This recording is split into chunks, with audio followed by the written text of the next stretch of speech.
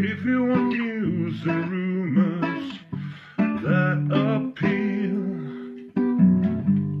welcome to the Dusty Wheel. Hey, welcome back to the Dusty Wheel.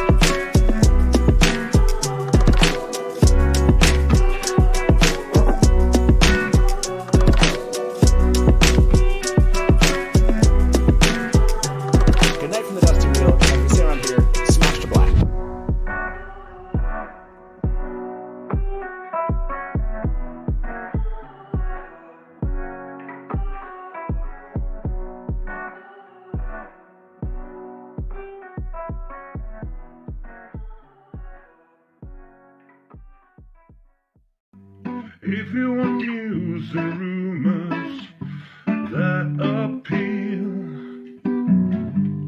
welcome to the Dusty Wheel. Hey, welcome back to the Dusty Wheel.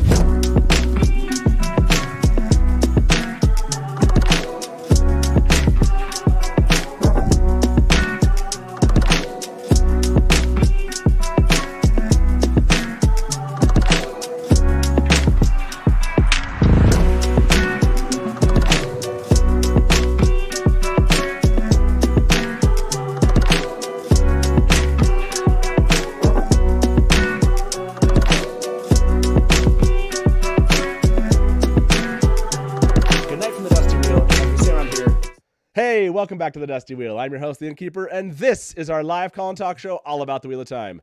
And tonight we're here, as you can see on the screen, to talk about Lord of Chaos, but a little bit of Season 2 news. And a couple reminders, Taylor is not here with me in the studio, so expect a little bit of chaos. Like right before this started, my mic stand fell towards me. Stuff like that's going to happen tonight. Also, I want to remind everyone that's in chat, if you're here watching in chat, there is a request that I'm sure our mods will make sure happens, which is no spoilers beyond Lord of Chaos in chat tonight. You can speak about the show, but obviously keep information we're talking about when it comes to the show, Lord of Chaos or before from the books. So with that being said, we have a bunch of news and stuff to cover, then we'll jump into Lord of Chaos. So to do that with me to the show tonight, our wonderful guests from the Wheel Waves podcast, Dani and Brett. How you guys doing tonight? Yeah, so very good. good. By the way, I told you weird, I pressed the wrong button and jump back to starting shortly for just a second. By the way, I might do that. I'm a little bit under the weather, so I might take a little bit of a, hey, look at that, the music's playing, and I'm to cough or to sneeze or something. So Brett also needs to blow his nose periodically tonight. Brett does too. It'll be good. Yeah. Cool. It's not just me tonight. Oh, awesome. Yeah, we can time it. Yeah. By the way, I just saw a note in chat, which I will try to put on screen here for us because it's hilarious. Tweeter of Chaos said, "Oh, this is so embarrassing. I thought this was a discussion about a totally different Lord of Chaos." Nice. Good to see you, Tweeter of Chaos, in chat with us tonight. So exciting. Dani and Brett, why don't you, for anyone that doesn't know who you are, why don't you introduce what you do to our viewers tonight? Yeah, absolutely. So we are a spoiler-free podcast. We read through the books chapter by chapter, and Brett is a longtime fan, and I'm a first-time reader. And so we go through from the perspective of me, the first-time reader. Yeah, exactly. So it's a lot of fun listening to wild and crazy predictions from someone who's never read it.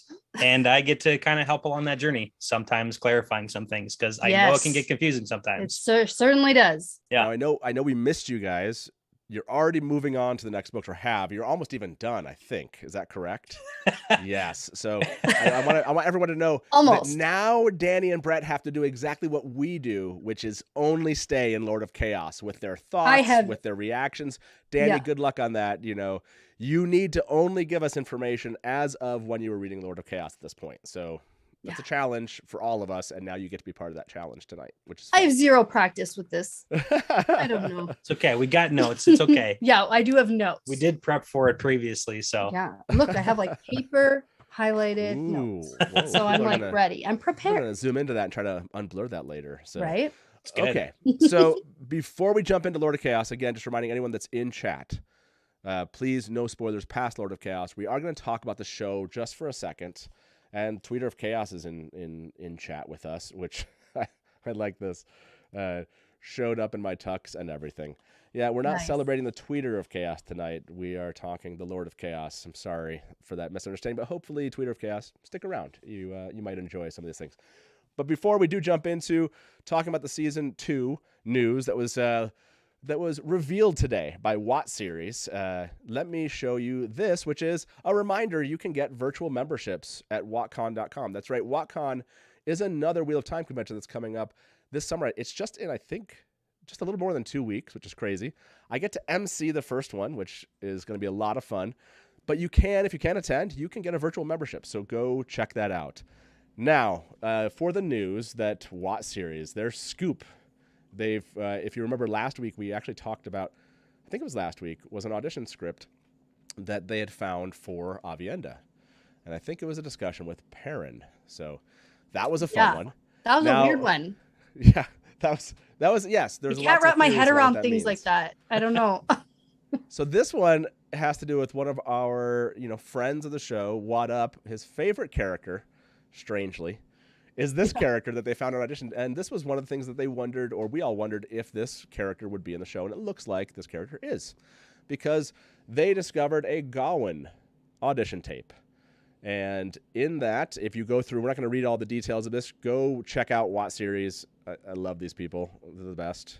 And They're doing the good. they're doing the work. Yeah. I mean, no offense to the Tweeter of Chaos, but it's the Watt Series of Chaos. The that's Tweeter of keeping Chaos us, doesn't give us as much as what series gives us. So. Yeah, that's true. That's true. But I appreciate them showing up tonight. So Yeah. this is one of the scenes, and there's 2 scenes here. So what we thought we'd do, instead of being lame like last week where I just kind of read these, why don't we actually read these together? So for this first scene, I'm going to play the unknown person that's speaking with Gowan, and we have Brett that's going to embody Gowan Traquette. Audition for the role. Yeah. And Audition I'm for the role. fail right, miserably. exactly. Are you ready for this? I'm not because so here's the side story to this. Okay. Because I play D&D with a group of people, and like 90% of, like 5 out of the 6 people all do voices, and I'm the one who can't and doesn't do voices. So you kind of set me up for failure here. Yeah, this is going to go down in infamy. People are going to cite this for. It's going to why- be good. Yeah, Yeah. it's going to be good. So the setup for this one is appearing to happen, it looks like, in maybe the White Tower, and speaking with one of Alana's warders. So here we go. No, I'm sorry. I told Alana nobody younger than me. I'm Gowan Traquette. The Queen's son? I brought you breakfast. Are these raw? All food is until you cook it, and one for me if you would. so you brought me breakfast, which I'm cooking for you. Happy to take over the stove, but your stomach won't be. Palace Cook tried to give me lessons once, but we ended up changing the subject matter. Okay. I assume there's something else I can do for you this morning. The last time I shot a bow, I put an arrow through our mistress at arms. Well, not everyone's a soldier. Well, happily, I'm an excellent swordsman. I came here to be a warder. I'd like your help. I know what people see when they look at me. Rich, beautiful, useless idiot. Well, are you? I've killed men before. Brigands who tried to kidnap my sister and me. I was 12. Wait, where were your guards? They were our guards. Plan was to ransom my sister as the heir to the throne. I was disposable, so I fell to my knees, cried, begged, snatched a dagger from one of their belts. Should have expected a little deceit and murder. After all, I am a Damodred. Damodred? As in Moraine Damodred? The aunt who ruined my life. But that's a story for another day. Maybe I'll bring you dinner to cook us later. There you go. Okay, well done, well done. That was so much better than me just lamely reading out all of the lines. That's funny. If Tweeter KF, if you're here, let us know if Brett should send in his audition tape. I could have a silent role on the show. I'm okay with that. I Yeah. can get stabbed. Yeah. Excellent. So, what do you think, Dani, about this scene? And what maybe it looks like this is probably an introduction to Gowan. I mean, Yes. to kind of speak about like this, I'm Gowan Trakan. You know, this is kind of mentioning Moraine Demodred. This does feel like an introduction. That's the piece I was gonna say that stood out to me was the like immediate connection to the familiar connection to Moraine. Yeah, I mean, like Elephant in the Room, like in the books, he's a Trakand, and here he's a Damodred, but that's not too far off, just considering Galad goes by Damodred. So, I mean, they could be easily playing off the whole, like, the guys take the dad's name and, you know, Elaine takes the mom's name. Yeah, just depends how they play that. And he introduces himself as Gawain Trakan at the beginning of this. And so a lot of people were wondering, theorizing, if maybe this was actually Galad. But as far as I know, I thought I saw that Gikieri, who Gikieri posts here for Watt Series, is amazing at finding this, along with all the other Watt Series crew, finding these type of things and bringing them to us. So this one, I believe that Gikieri posted on Twitter that the character playing Gawain here does say, I'm Gawain Trakan. Yes. So if Gawain is saying that, my guess, like my theory is, it's just connecting the names, like he's trying to play familial blood, like that's that side of the family. That's where I get he's that like, from. I am a Damodred. Yeah, Right. exactly. That's not saying that that's his name, but it's saying that that's where he comes from. Yeah, like the way I kind of introduce like my bad habits, it's like, oh, that's my mom's side. So it's like, oh, my bad sense of direction, that's from my mom. So well, this is definitely framing Moraine a little bit different than maybe others would have at this point in the show, and letting you know kind of how he feels, at least, about that connection. So, I love this comment I'm seeing in chat about about Gowan. Here it is, and this is Gowan, you beautiful idiot. Yes. Yeah. A lot of people on chat were saying, or a lot of people were saying today that they got that part right when it comes to these scenes, at least. Now, I mean, again, even the beautiful part too, because a lot of people talk about Galad being the beautiful one, but Gowan is also beautiful, but like comparative to Galad, he's not as, but like just on his own, he's still a good looking guy. Yeah, that is definitely something they bring up in the books, which is, and a lot of people look to him and then look to Galad. Yeah, he's just overshadowed. Yeah, he gets overshadowed by him, which kind of comes up a little bit. I mean, some of the attitude here in the second scene. So I want to remind everybody, obviously, these are audition tapes. They are not necessarily indicative of final dialogue that will appear in the show. But I believe people have done or kind of looked at previous ones. The scenes in previous ones for season 1, I believe, did show up. And obviously without code words that have been used before, the language or the dialogue has been similar. Is that why certain things are in like weird brackets? I've just never read a script before, so I don't. Yeah, I believe so. I believe those are the kind of code names, if you will, for them, and then that's why they put them in brackets. So, okay. So let me go to this this poll that I asked. 150 of you voted on this. Will Gowan run into Fane in season 2? 38%. No, this was a mixed poll. 28% said yes, 38% said no, and 34% picked, damn, Gowan's in season 2. That's right. You're stuck with Gowan in season 2. And it sounds like from scene 2 here, maybe his brother. So now let's do scene 2 and talk about this a little bit before we jump into Lord of Chaos. And to do scene 2, we're involving Dani this time. So why don't you get us started? Looks like Gowan or Brett's going to get us started here, and let's go through season 2. Sure. Okay. Are you ready? No. Go okay. ahead. We're going to start anyways. Yeah. Can we stall long enough till the show runs out? Okay, go ahead. Here we go. You going to set this place on fire? No, but light. Trust I'm not going to let those Trollocs get their hands on any of this. Do Trollocs drink? Not concerned about your brother? If he gave a toss about me, he'd be here, wouldn't he? He'd know you're here in an empty bar in the middle of the morning as the city's preparing to be sacked. You've heard the story about a Shamael, right? The last dragon's best friend? Everyone knows that story. My mom always used to tell it to me over and over again, ever since I was tiny. She talks about the other Forsaken sometimes, but Ishamael, that was the one she thought I needed to know. She said some men are just born weak. They got something broken inside of them.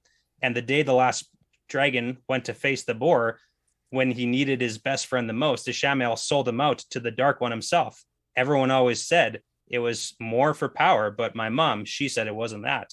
She said it was because Ishamael was one of these men who needed others to be weak to make himself strong. and I was too. Is she right? Save that last one for me, will ya? So Nice monologue. Good I work. mean, Thank you. yeah, right. There's that was definitely some storytelling there. I this does a lot of different things, speaking about kind of how he portrays his mother speaking about him in this story, saying she said it was because Ishamael was one of these men who needed others to be weak to make himself strong, and I was too. Wow, like that's Yeah. Who is that's this mystery character? That's what I want to know. Well, yeah, exactly. So I did want to ask you about that, Dani. You just read this part. Does anyone come to mind here? I want to see, for the people that are in chat, what are your theories about who this person is that he's speaking to? I think it's Matt. I think it's Matt. Okay. Yeah, let's go I with mean, Matt. Okay. they're in a bar in the morning, like no one's here, and the Good point, city's good like point. being sieged or whatever. It just like, honestly, when I read the first one, I was like, oh, Matt. It sounds like Matt too, kind of. Just like the snarkiness, but this one, I think the second one, I think it's Matt. That's what I'm going with. Okay, so Matt would have to know about his brother at this point, right? Yeah. Not concerned about your brother. Yeah. And then kind of question whether his brother would ever know he was here in an empty bar in the middle of the morning as the city's preparing to be sacked. Well, Like, I just read that as like Gowan saying, oh, if my brother cares about me, why isn't he here? And then Matt being like, oh, he's supposed to know that you're in a bar in the middle of the city when the city's being sacked. Like, why would he even know that? Right. Well, So it's just a sarcasm. I love Matt here. Who else? Is there anyone else that kind of comes out? For those of you in chat, I'm kind of curious. A lot of people are saying they're on board with this Matt idea. I don't know why. I was like thinking maybe this was, one, like maybe Egwene perhaps, but I don't know. Like it kind of depends on what they're choosing here to do. But Matt does make a good pick. And also, like, where are they? Who else could this be? It's such Well, and this mystery person has something they don't want Trollocs to get their hands on. I'm trust not going to let the Trollocs get their hands on any of this. And so any of this is a great question too. Mhm. But it says you're going to set this place on fire. That's kind of Yeah. why I wondered if it was a channeler of some sort, Ooh, okay. Basically kind of wondering how they would protect themselves, and saying set place on fire suggests to me channeling. Somebody put in Min as an option here. That's an interesting Min, one. if they're in a bar and she could be. potentially might work in one Could be. again. I'm seeing Rand as an option here. I like Taryn Ferry just said a bit out there. Aludra, interesting. So Min, Because of the fire. yeah, right. Got Okay, it. I got okay. it. Fireworks, fire. I'll go with that. Okay. Tom would be dope. Like that. Okay, so let's pick 4. We gotta ask everybody another poll here. Okay. Who is Gowan speaking with So we like Matt, Egwene, in who we this picking scene? like Min. So Min. Matt was like a really popular one here. So Okay. obviously Matt's going to be in there. Who else you like? You can kind of consider what's in chat, but is there anything else you like here from options that have been brought up? Anyone? Do you like Min? I like showing Min. up? I like that idea. Because Okay. she's kind of snarky too. I like that. I'm going to say Egwene or an Aes Sedai of some sort. Right. I'm going to give maybe Min or Aludra. So Matt, Min or Aludra, Rand and Egwene, or Rand. We want to throw that in there. We don't have Tom as an option. Do you like Tom better than any of those? I like any scene with Tom. So Does Tom belong in this 4? Tom belongs in all scenes. Okay, so who does Tom beat out? Matt, Min, Egwene, or Rand for a position? in this Rand. poll? Rand. Okay, so we'll say this is Tom here, everybody. Those are your options: Matt, Min, or Aludra, Egwene, or an Aes Sedai, or Tom. Who is Gowan speaking to with in this scene? There you go. Kind of curious what everyone's going to say here. I'm seeing some options. As a reminder, in chat, no spoilers beyond Lord of Chaos, but we can speak about the show as long as we're not spoiling any information from the books while talking about the show. That's right. At past Lord of Chaos. Okay. So yeah, I want to point this out because this is another question that comes from this one. Where, like, what city could be preparing to be sacked? Like, do you think that's a literal thing that's happening right now? And they're in an empty bar. I mean, the bar's empty. So that would make sense why but of course it's middle of the morning too.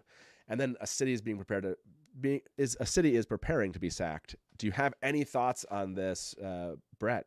Yeah, so I mean, I have a couple options. I mean, we could go with the obvious, like Falma, just because like maybe that's where they're going to end up. But I'm also liking Tyr at this point because they could easily play up like the whole Tyr thing, and then Trollocs did happen to show up in Tyr shortly after book 2, so it kind of would work. So it could be just like some random place there. That's true. Kyrian kind of, because I believe Lord Barthanes has been cast. Yes. So and then the whole King Galdrian thing happens. Yeah, maybe that's like book 2. One of the ideas I had was maybe they're not stopped like the way that season 1 ended. Maybe they're going to kind of fast forward some influence of the Dark One, and maybe we're not going to get a lot of the things maybe we see in Fires of Heaven, and so maybe Kyrian is somehow at risk because there's an attack. So but somehow they're in Kyrian. That's the part I don't know. How many times does Kyrian need to be attacked? I don't know. How does Gowan get there? I don't know. Like, why would Gowan be with whomever he's with? Falma, I struggle for Falma because it's like you'd think the Shan-Chan would be there, and then the way that season 1 ended is not Trollocs. Yeah, and they could be. No, I believe this is. Oh, by the way, Trollocs. I believe I saw this from Geeky Yeri also. Trollocs, it's in brackets, but it was one of the code names used in season 1. So basically, this is Trollocs, not because telling me they're lying to me in the script here. Okay, that makes it way harder. I can't do this. Okay, so over 100 of you voted on this one. Who is Gowan speaking with in the scene? 53% say Matt, and 36% say Min or Aludra. The rest of the options, no, people don't like them. So Matt, Min, or Aludra are the ones that came out. Interesting. I want to throw this up there. People might have voted this on Twitter today. What city is about to be sacked? I'm liking Kyrian for this one, honestly. Like, you kind of convinced me that they could fast forward some stuff and just like, let's destroy Kyrian now. Why not? Let's get out of the way. Let's go. Do you think this? Yeah, but also there were some things happening in Kyrian in book 2. Yeah. With Rand showing up there. Why would they have? Like, why would Gowan have left the White Tower? Like, he was like, I want to be trained as a warder, one of Alana's warders. I guess maybe this could happen before that happens. Maybe he's searching for Elaine. Maybe he has a whole plot where he's like, oh, Elaine's gone, I'm gonna go find her. Bad decision making. Okay, so Elaine leaves and he goes after searching for Elaine. Okay, I like that. So perhaps Kyrian, Falma. What are 2 other options before we move on from this and jump into Lord of Chaos? Tyr is one of them. Okay, and then what's our 4th option? Kyrian, are we going to take like a Borderlands, like somewhere in the Borderlands, or no? This can't be Camelin, right? I mean, that's not possible. That sounds crazy. That sounds crazy. We'll say somewhere in the Borderlands. How about that? Okay. Sure. Just because why not, Why not? Yeah, exactly. Okay, we'll ask everyone, what city is about to be not going to be that. Okay, so there we are. We spent the first bit here. I know people are already like, wait, you're talking about news and Lord of Chaos. You're never going to get through it. Very possibly we are not. So Lord of Chaos is a big book and a very popular book with fans. So if you all remember, the way we do this with our wonderful guests is we have 7 categories of questions, because honestly, if we just went chapter to chapter, we would never end Lord of Chaos. There's just too much to talk about. No, I have 4 pages of printed out notes we could possibly go through if you want. I cannot. We will go through as much as we can, and if we need to come back and do like a mixed Crown of Swords plus Lord of Chaos later as another show, we might continue it then. So expect these wonderful people to be back sooner rather than later here at the Dusty Wheel. We're gonna need our own theme song. Exactly right. Okay, here we go. Our first topic is Rate It. This is what fans always want to know when somebody's reading the books, and you've read now, finished 6 of them. So that's right. Dani, where are you at now? Lord of Chaos. You've now read Lord of Chaos. How do you rate it? I read Lord of Chaos, and initially, immediately after I finished reading, I thought, wow, this is good. This is up there. And then we actually then started talking about all the different things that happen in this book. And I started thinking, I actually don't like a lot of things that happened in this book. And so retrospectively, I feel like I had to rate it lower than when I initially came off reading it, because it's not a happy book. It's not like a funny book. There's a lot of downer. It's like one of the first books where things get dark. Like before this, things are like bad things happen, but like book 6 is where event after event after event of just like bad shit just keeps happening to our characters. Yes. And it gets dark, and you don't come out of that. Yeah. You end the book in a really bad place. Yeah. Like And mentally. this is one of the first books too that doesn't really have a very nice, neat wrap up. Like I know that book 4, book 5 sort of wrap up and also have continuing loose ends, but this one introduced a lot of things that were never brought up again, and then just continue to be loose ends for a while. So in terms of rating it, I think I liked Fires of Heaven better. Okay. But then I think that it's second place with Shadow Rising. Okay. Just in terms of like, there are some pretty big events that So occur. It's not falling too far down, you know, when you're Not like, too I had to far. rethink it. No, Okay. it's still a very good page turning, unpredictable, exciting book. Okay. Well, Yeah. like if you just jumped in right now, everybody, what we are talking about is rating Lord of Chaos. Brett, how does Lord of Chaos rate for you now that you've been through it, like in this process?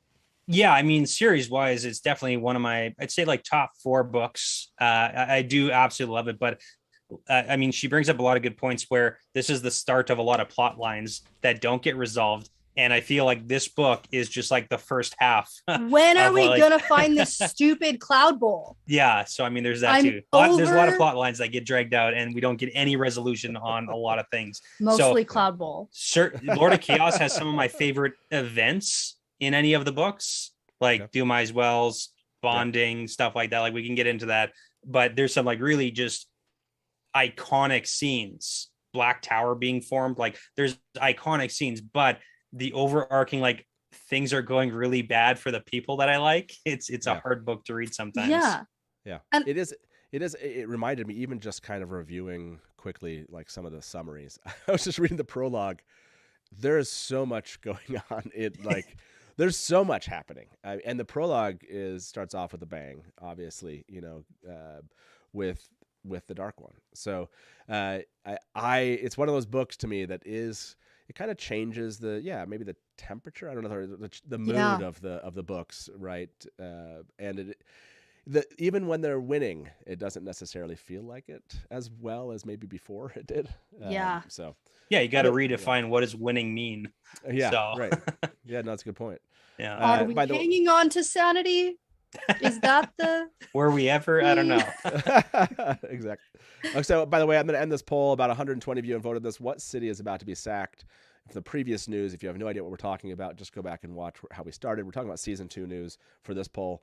Kyrian gets 45%. Wow. And Falma gets You did a good job with that 27. one. Okay.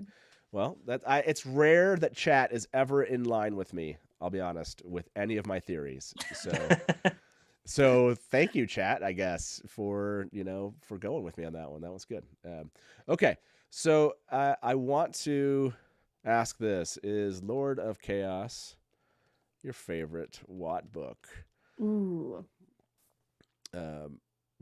Let's just ask. I did rate it 5 stars. It still got It's a great good book. rating. Yeah, it's a great book. Absolutely. It Yeah, but depends I like that what you the put rating Fires of- system is. I like that you put Fires of Heaven above it because the last time I went back through Fires of Heaven, that is such a great book, and I sometimes don't give it as much love in my head because I think Shadow Rising and I think about Lord of Chaos, but those 3 themselves I think are fantastic. Yeah, 4, 5, 6 are just like they just keep hitting you with like new stuff. Oh yeah. Okay. The second topic, this is what I love when it comes to new readers and going over this process. I want to know, what did you get right and what did you get wrong? Yeah. I know this is going to be harder because you've moved on to the next book, so you got to stay in this book and try to remember, what were your predictions? What did you get right? You know, what stuck out to you, Dani? Immediately after I finished reading the book, I wrote it down. Nice. Okay, good. Yes. So we have like accurate because we were stuff. prepared, we're like, we're gonna talk to Matt, and Matt's gonna ask us this question. So good. Okay, good. Well, it took us like 6 books to learn that we need to prepare for this. I'm glad that you prepared. That's so awesome. Because I was like, oh my gosh, they moved on to the next book. This is going to be such a hard one. So you prepared. Excellent. Go for it. Yes. Okay. So my favorite thing I got right is from, I think it was book 1. I had thrown out a random prediction, and even in our episode where I talked about it, I was like, this is crazy. And I just was like, I'm going to say crazy things today. But I predicted that Nynaeve would be able to heal Logain. Oh. So I like said it so random and I threw it out. Yeah, And yeah. it was because right when we met Logain at the tower after he had been gentled, Yep. but Min saw a gold halo on him. I don't know if that was end of book. No, that must have been book 2, maybe. Yeah, the halo came up a few times, but And then yeah. I was like, ooh, this guy's getting healed from gentling. And Brett just kept trying to be like, what are you talking about? I had a big That's problem with this. crazy. The prediction was fantastic. I had a problem with it because the halo was like, oh, he's gonna find glory. Yeah. And she was like, oh, well, he has to be able to channel again then. And I was like, that doesn't track logically. Like, he can find glory while being like gentle. He doesn't have to be able to channel to get glory. He could be a non-channeling gloryful Nope. person. I didn't believe it. Yeah, I didn't. so- I didn't buy it for a second. Let Dani live in this moment. That's a good. Yeah. I know. That's a He's great lived in it long enough. No, You're I like- get so many things wildly wrong. Like I get this random one. Yeah, you did. It was, yeah, from the beginning, that was just like, Yeah. And then Yeah. as the whole thing progressed with her delving him constantly when they're in Saladar together. oh yeah, and it was a build-up. It was a build-up. and I was like, it's happening, it's happening. Yeah, yeah. So But I that's just like that probably- before you even had that information. Yeah. I feel like at some point you lumped in Swan and Liana too to I that. did, You're yeah. you're like everyone's getting I was healed. like, It's everyone's getting healed. you're up in getting here. healed. You're getting healed. So Yeah. You did try your best to throw me off. I did. I really did try. Yeah, so that's my favorite thing I got right. And then the other thing I got right was I predicted Egwene as Amerlin. So Okay. when Also from the beginning. from her accepted test when Wow. she was an Amerlin. And then I went on this whole rant about how I felt that the accepted test, because it got all messed up because of her other angriel, or Yeah. right, that's what it is, the ring, The Turang. Turangriel. Yeah.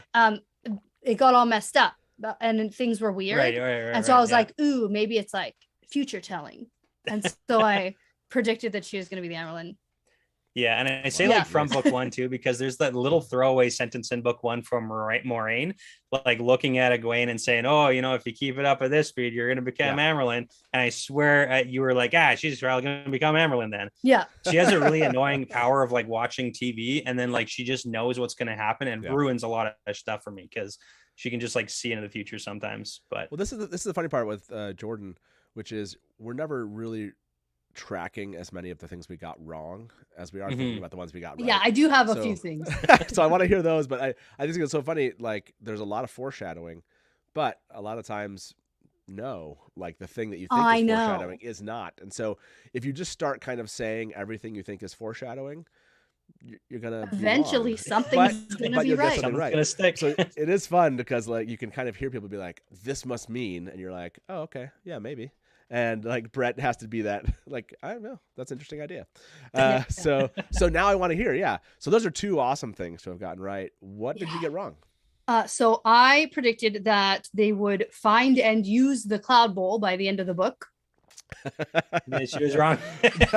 She was wrong about that one. So wrong. Not even close. Super close. We're like right there. I was like, what right is there. even happening? I'm just kind of over it. I was bored. There was so much buildup to it. And then it just went on and on and on and on about this Cloud Bowl. And so that didn't wrap up and I was wrong and annoyed. We got to refer to it as Cloud Bowl because that's what it is. Yes. Yeah, like Wallace says, throw everything at the wall, see what sticks. That's what happens. That's right. Yeah. Right. Yeah, pretty much. Yeah. So okay, honestly, that's not like a crazy wrong thing, right? Like sometimes Jordan, all of us have been wrong at some point in the books in that same way, which is we've all wanted things to happen faster. And we're like, that took a lot longer than I thought it Well, was. I've tried having this discussion too, because again, Lord of Chaos is one of those books where we get like major plot points that can't be resolved in a book, right? They are the overarching, like these are the issues that are going to plague our characters until the end, probably. So it's like we can't resolve everything as fast as sometimes some people would like them to be resolved. So Exactly. Just the really boring, stupid plot lines. How about that? we There's get it. It's no- hot. It's There's really no hot. really boring, stupid plot lines. The books are perfect. Right? Okay, so there's about 130 of you voted on this. Is Lord of Chaos your favorite Wheel of Time book? No, is 83%. I'm I mean, actually there's like surprised by 15 that. of them, right? How do you? No, I know, but like Interesting. Lord of Chaos is one of those in polling that does come up as like the favorite book. So Yeah. the people that are here in chat with us answering that question, that's really interesting. A much more eclectic crowd we have tonight when it comes to kind of loving these books. Let me ask this question for people in chat. You know, did you figure or did you predict Logain and Egwene? Or I'm going to put it this way. Did you predict the two things Dani got Yeah. right on Like, your did you pick up first on it read? on your first read as well? Because I thought that, especially the Egwene Amerlin thing, I really thought that was laid right out for us. By the way, I can't. I don't know. These are Yeah. things that I can. So long ago. I've lost the. Brad, I don't know how it is for you, but it's like people will be like, "So, what was it like to read the books?" Or when you read it for the first time, and I'm like, I don't know. I It's can a long time remember ago. some of like the feelings that I got. Like I remember when Nynaeve healed Logain, I was shocked. Like so I assume I did not see that one coming at all, as Yeah. much as it was like painted out for us that like probably it's gonna happen. Yeah. Because it drags on for so long. It's like, God, nothing. And then boom, it happens. But like Right. I remember that was like you have to put down the book and just like give her a second before you keep reading. Yeah. So Another thing I predicted that I got very wrong was that whole secret plan plot to get Samael with that whole army. everyone got Interior- fooled on that. I was like, that is another one that just got dragged on and on and on with zero resolution. That's there was no, it's so secret that there actually is not a plan. There was none. Hey, by the way, Joking. One was second. brutal. Daniel Green just said Matt wouldn't win Wheel of Time Jeopardy even if I gave him triple points for answers he got right. Coward won't accept my challenge. Ouch, man. I accepted your challenge with the caveat that everyone knows this. I suck at trivia. But maybe I'll be decent at Jeopardy. It all depends on what the questions are. And that's what really is the problem The here. formatting, maybe. Yeah, maybe if you can answer everything like a question. You already have the answer. Look, if it's like ins in the Wheel of Time, other than my own, I'm going to probably get the rest wrong. Right.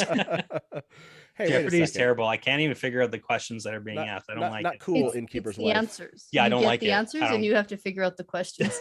I like how That's my wife, Jeopardy. I don't want you to my explain wife's it. appreciating that comment, Daniel. By the way, man. this is I want to answer this or go back to this poll. Almost 100 people have voted on this. Did you predict the two things Dani got right on your first read? 46% said yes. 54% said no. A lot of people are claiming it. I don't believe you. I don't believe. Let's you. see the notes. Bold, Let's see. exactly. bold words. Yeah. It's fun because I have all my words recorded.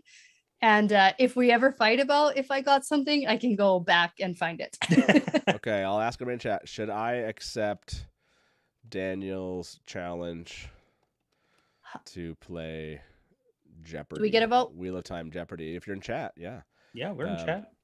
by I'm the voting way- on stuff. Yeah.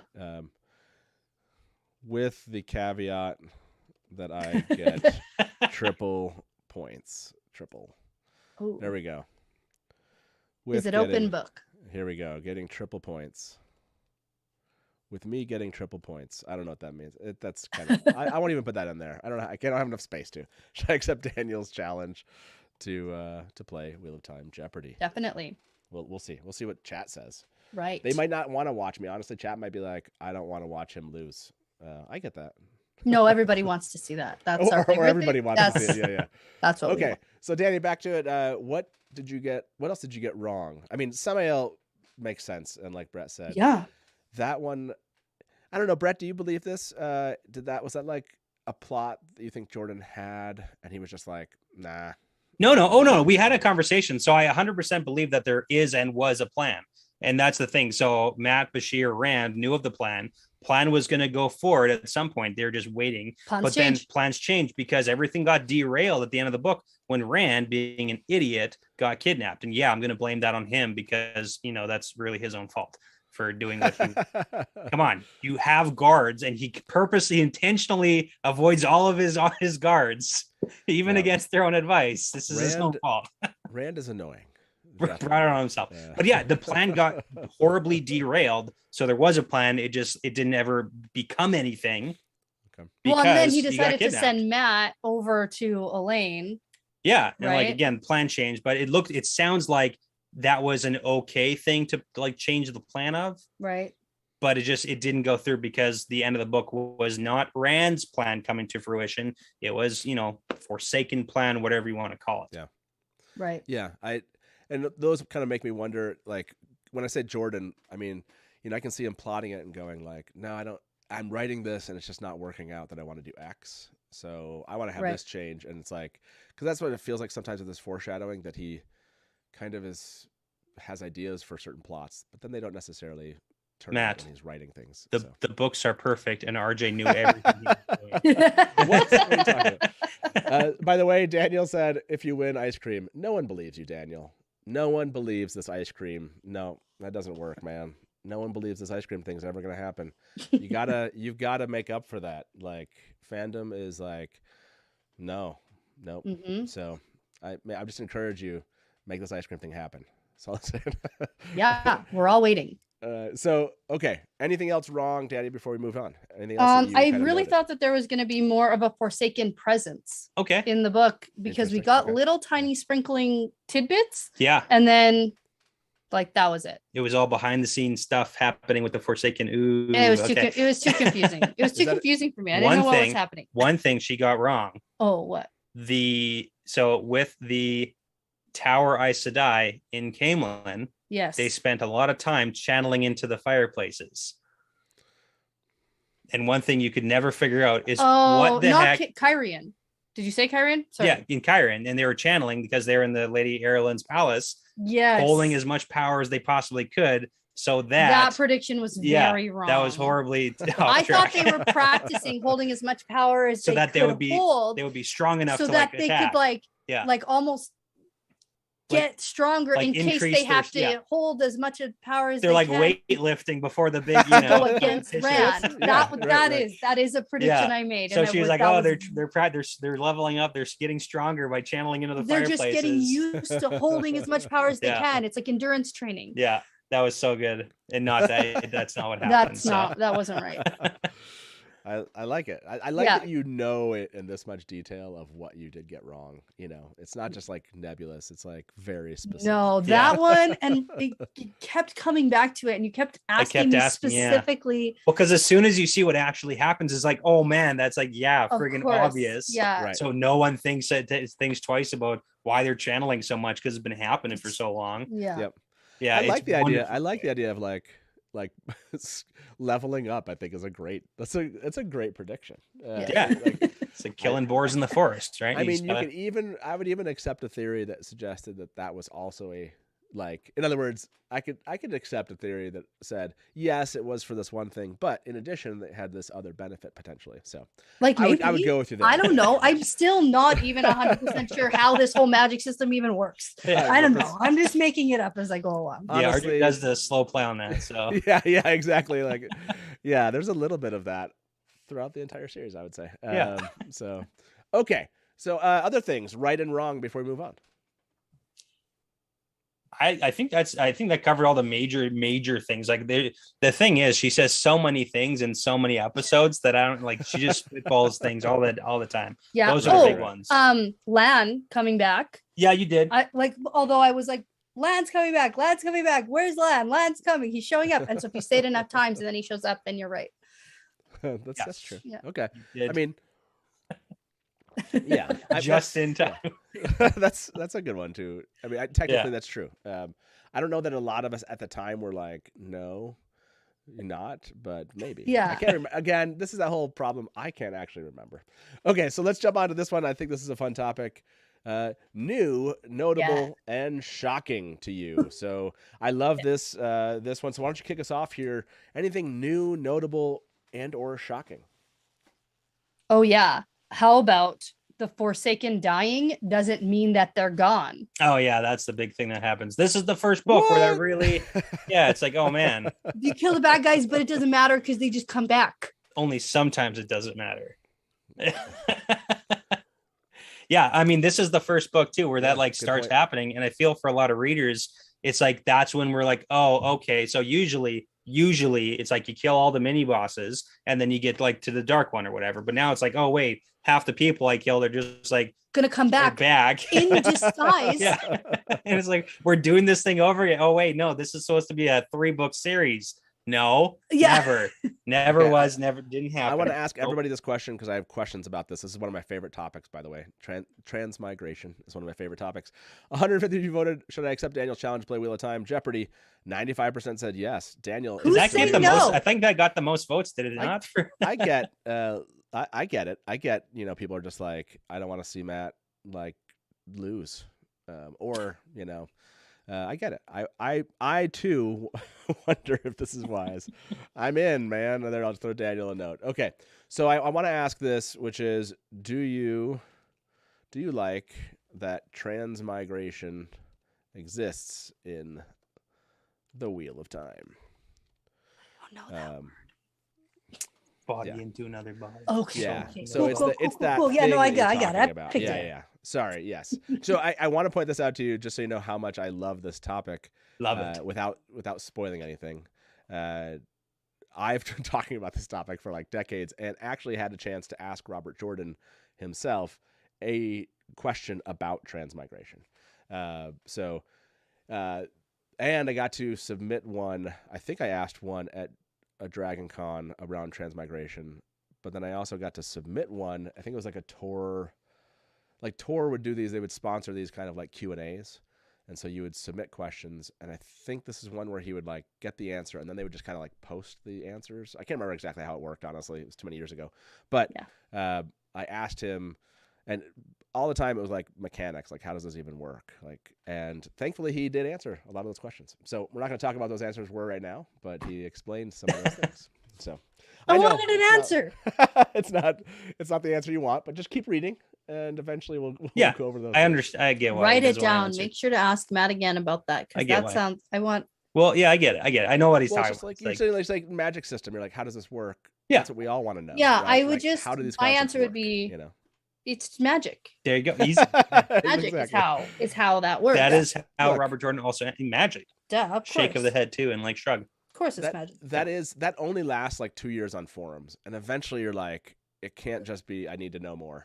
Right. You're like, I'm talking about this daily. I need more answers. So Give me the okay. physics. If I was going to play this out in real life, how am I going to accomplish this? Yes, Yes. exactly. Okay, so I love that you brought that one up. Book 6 is a game changer in many ways. And Certainly. that is a huge, notable, shocking game changer. Anything else kind of striking you in that kind of new, notable, shocking? Sure. How about the creation of the Black Tower?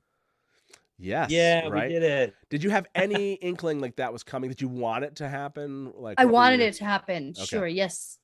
Yeah, I think it's great. I think it's a great idea. Who's in charge bothers me. That's the biggest thing that Yeah. like I need to discuss. Yeah, we had a really good conversation about this. Go for it. Yeah, no, we had a good conversation about it because Rand kind of like set up the school, sort of, and then just effed off forever.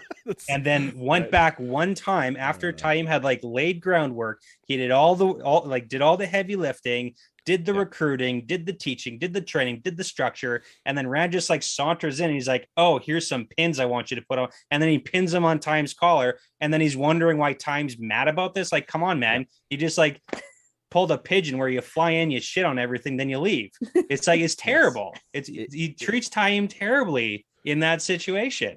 So, and she's like, Time's a bad guy or whatever. So I do have a prediction. but it's like, come on, like I feel No I predictions feel just for yet. Time. It's coming up. Yeah. Don't do the predictions just yet. But yes, It's a good one. I think that's like 5th topic or something. Okay. Yeah. Okay. But no, yes, the Black Tower and its whole formation, the fact that Rand kind of, I do remember, this is one of those things I do remember reading the books for the first time. Like that was such a cool moment. And again, I was pretty young at this time. And Mhm. when I first got into the Wheel of Time, I think I was 15, and Moraine really kind of bugged me, like the way she treated Ugh, the moms. boys, and, like that was a thing. And I'm trying to think how old I was. When did Lord of? Can anyone like remember? Do you remember what year Lord of Chaos came out? Was it 90? Probably 96 ish. Was it 96? Was it 94? Lord of 95? Chaos talked about was this. out 94. Oh, 94. 94. Okay. So 94, I was like 19. Is that right? Yeah, I was 19. So I I was was still 5. pretty into that kind of mode of how I had started the books, of feeling like I wanted Rand to do something and have Yeah, maybe be his the own- guy. and like I was like, Black Tower's awesome. And then I was like, why isn't he talking about like why is he just and yeah. Yes. Like I understand why Rand can't He's just got go a be a lot teacher. He's going got a lot on. of stuff. He's He got can't a just like lot teach everybody. happening. He does. around. I wanted more from him in that book. I was like, really? That's it? So yeah. Yes. You and everybody else. Everybody just wants a piece of Rand. Right? That's right. That's right. Yeah. By the way, do you like Transmigration exists in the Wheel of Time? 78% of you said yes, and 21% I love it. said no. I totally get the no. I'm medium on it right now. It needs to prove itself to me. Okay. Okay. I'm going to ask everybody this. This topic is coming up at the end of our show. We're not going to talk about it, but I'm going to ask everybody in chat. Do you want to see Transmigration in the TV show? In the show. Yep. But we're not going to break down that question just yet. That comes later. Our last topic is actually Keeper Cut from the show. So, okay. Black Tower. That's a great one. Black Tower. Yep. Transmigration. What else is new, notable, and shocking from Lord of Chaos? This book really highlighted sort of like the rediscoverance of traveling. Yeah. Okay. That's a big one. Big one. We no longer need to spend months. Like Travel. literally walking. Do we need to take the ways again, guys? I don't know. I Oh. guess so. How about this shifty portal stone that no one actually knows how to use all the time? Let's do that again. Yeah. It's like, no, I got this cool new way. Yes. How did you have a sense of relief when that was the case? Like reading this, where you're like, okay, Sort of. I really like Rand figuring it out and like doing it. I like that. I like Yeah. Egwene figuring it out and like using it, but I just don't love Egwene sharing so much information with like all the Aes Sedai who would never share information with her. That's a funny point because Okay. the exact same thing happens with Nynaeve and Elaine with the whole Mogedian thing. It's like yes. all the new cool abilities they find out, immediately sharing like 99% of them. You got to hoard the power for yourself, Yeah. That's Exactly. what all To the get other on Aes top. Sedai would do. right? Yeah. Yeah, that is Some, that is. some of it at least. I mean, that's at the same time you kind of get that they're also still young kids in some. You know what I mean? I guess Nynaeve isn't necessarily a kid, but they're still very No, young. but mentally she's a little immature. Yeah, but they're very young and immature as compared to what? Like sometimes they're working with people that Hundreds Yeah. of years old. hundreds of years old, right? Like there's probably just a certain level of I need to do this, or this to be part of this group. This is the expectation, or I want be them to accepted. consider. Yeah, No I want pun them to To be intended. valued. Exactly. Yeah. To be, yeah. So I get it. I think it's realistic that they would have. As a reader, you're like, Yeah. Don't- And I don't mean, we tell can me. talk You're about like like- it actually probably is good that they shared You because dummies. like the whole rising tides thing, right? So rising tide raises all ships. So like you share the information, all your good guys and bad guys kind of get equally more powerful. So I mean, Yeah. maybe it's a good thing. I don't know. Yeah. Hard to Yeah, I say at think this it- point. Well, I think it also there are probably some people with like hidden talents. They're like, Yeah. the more you learn, that somebody else knew how to do this thing. But Someone's wasn't like, trained damn, that was anyway." my thing. That was Yeah, the they're one like, thing "Wait, I was that's good mine." at. Yes. Yeah, so there are some good aspects to that. That you want, obviously, you would want them to be more sharing of these things. So no, in the end, I get that. So okay, I love traveling, transmigration, and Black Tower. Okay, what else you got on the list here? Okay. Shocking. How about Rand being force bonded Yeah. by Alana? How Yeah. about that? Yeah. How do you feel Not about so that? good. Yeah. Iconic. Not so good, Yeah. Alana.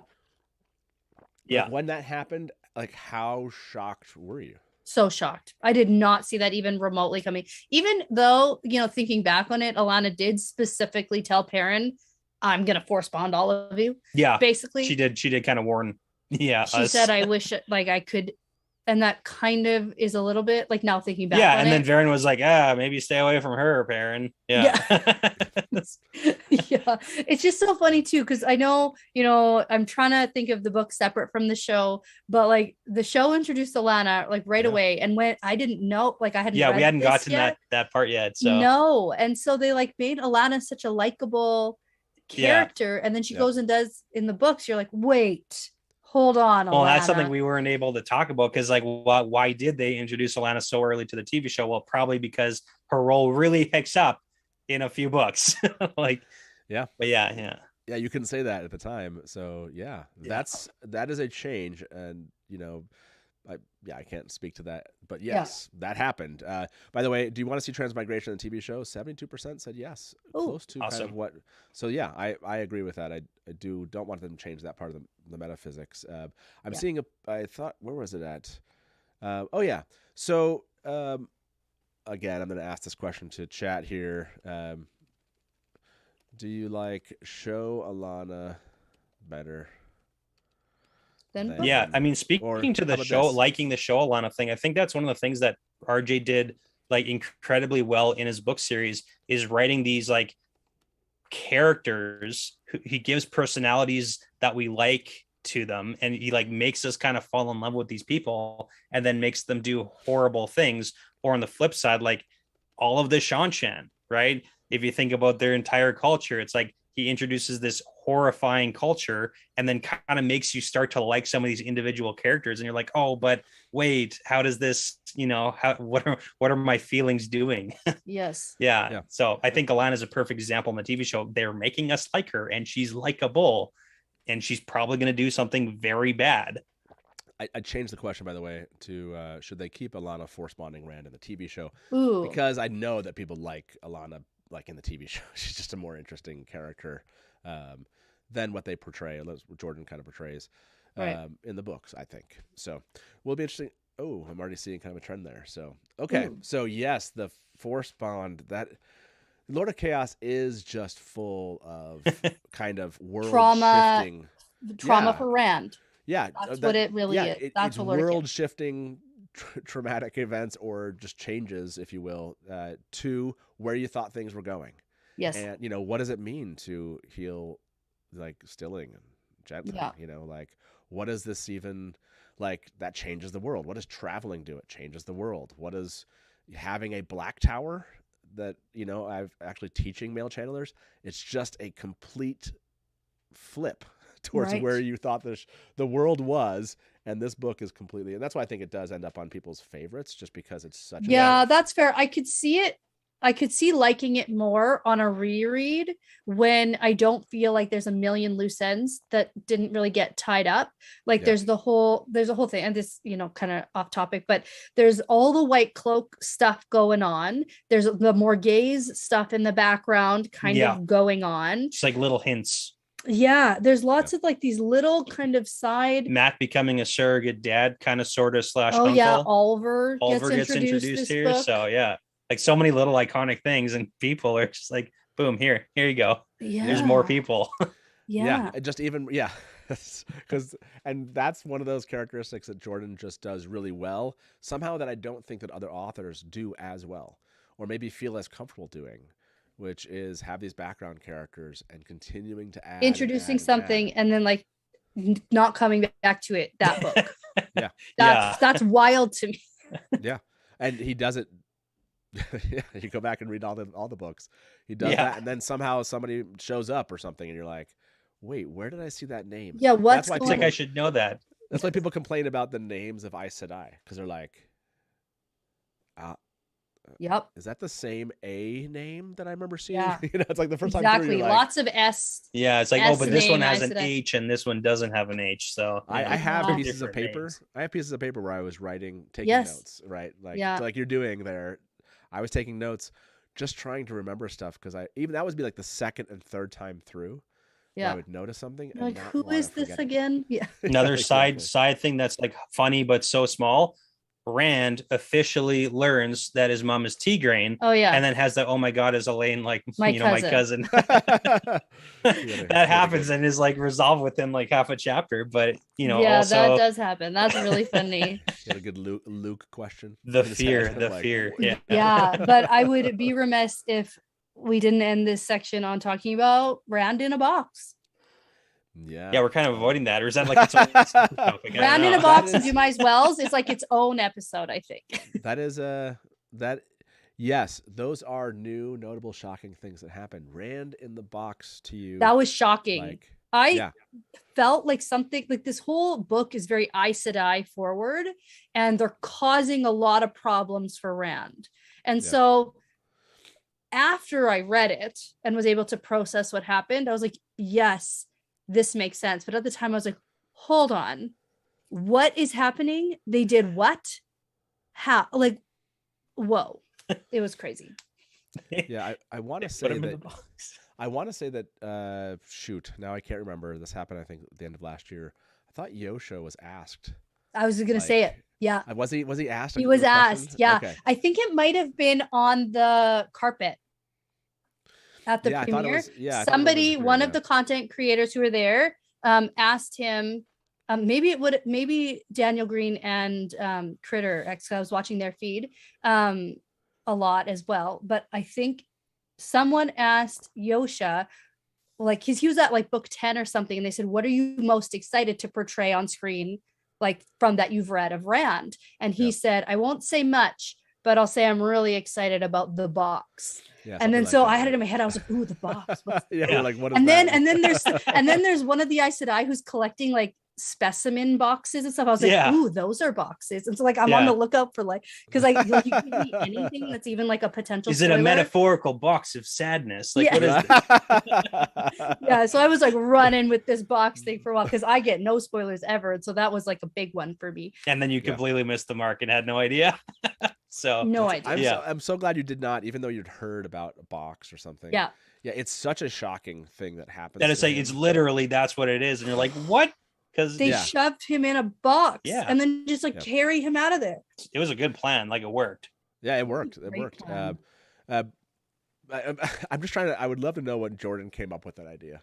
He's like writing is like, how would you get Rand? It's very similar to like shoving someone in a trunk. Kind of, it's like literally kidnapping someone. Yeah, like how would they do this with like, and I like it's something that you just don't think about. You're like, they just folded him into a box and took him. Okay, but I think the aspect of that to me though is also like the torture of it, right? It's like one thing like stuffing somebody in a box, kidnapping them, but you're adding there like torture and like shielding him and like tying him up from a channeling perspective. So yeah, that's an even, not that just being taken away in the box is not bad, but especially because it doesn't start as torture necessarily, but it evolves to that after he sees Min, and then he kills a couple of warders, and then it escalates from there. So it doesn't initially start as like full-blown torture like it was at the end. It's being shoved in a box is torture, but like it escalates being physically like beaten. Yeah, like it adds on top of the torture that's already taking place. Yeah, and that's a good point. I hadn't. Let me see if I can find this comment here. Oops, where's it at? Always thought it was inspired by POW stories from Vietnam. Mm-hmm. That would connect and make a lot of sense. For what you see happen there. So thank you for that comment. By the way, should they keep Alana force bonding Rand in the TV show? 93% say yes. So yeah, that's a tragic. That's a traumatizing moment. And then you add, like you said, there's definitely a book of trauma. And I mean, Rand isn't necessarily. He's already not doing okay. Yeah. So my favorite part though about the box is how good of friends he becomes with Luce Theron. Yeah, you are shipping that 100%. I love Luce Theron.